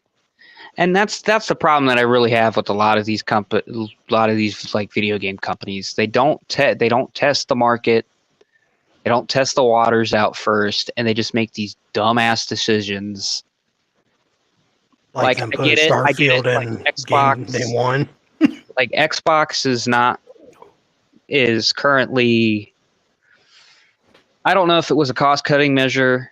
They really haven't given a reason publicly to really justify, because the president of Xbox went on out in public and addressed this issue and gave one of the dumbest things I have ever heard. This interviewer was like, "So what does that mean for the studios that just got shut down?" And she goes, the gaming industry, it's a magical place, and it has its ups and downs, and we're really trying to, move forward and expand." And I was like, "Move forward? You just shut down 4 studios. Next." Like they didn't give a valid reason why these studios got shut down. They said the reason they said, see, here's the thing that really confuses me, and then we'll wrap up the podcast, is they were really happy with the numbers that Hi-Fi Rush pulled in, but then the studio gets shut down. Like, make that make sense. It doesn't make it. Here, I'll answer that for you. It doesn't make any sense. And with how fucking pricey video games are nowadays, like, I get it. It costs more to make the games. I understand. But do you understand how much more money you would make if we would have just kept games at $60 a piece instead of fucking $70? Plus tax. So about $74, give or take. Depends on the states. It's just so frustrating, and I try not to dive deep into the video game industry because it's a fucking it's a mess and a half. But I just wanted to bring that up and say that I've been an Xbox player for over a decade, with a couple of years being on PlayStation. And this is the most disappointed I've really been in Xbox for a while. I was really excited when they did the Blizzard and Activision acquisition, but what I didn't realize is that all the problems that it would cause down the road.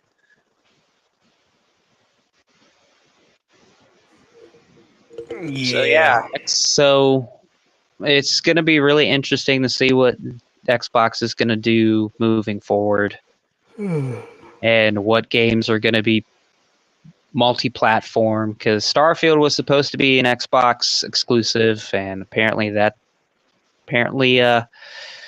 lie detector test determined that one was a lie, if the rumors are to believe to be true. But all right, ladies and gentlemen, I'm hungry. I need to get some food, and I've only had an hour of sleep. I'm old. I'm tired. And I work with fucking children. Well, yeah, you work at Walmart. Duh. No shit. It's a babysitting company. I think I told that to Tyler. I was like, "Am I gonna get paid more to fucking babysit?" He's like, "No." I said, "Oh, okay. Just check it." Fucking wish. But I'm James. I am Aaron Baker. Some days I wish I wasn't, but here I am. And this was a really good live show. But to everyone, I hope you all have a... I will say this: we're gonna try to keep these down to 2.5 hours maximum, because some days like this week there wasn't really a whole lot to talk about wrestling wise, so we had to fill in some time. Yeah, until I found some music shit we could talk about. So yeah. But to everyone, I hope you all have a good morning, good evening, and good night. We're signing out. Peace.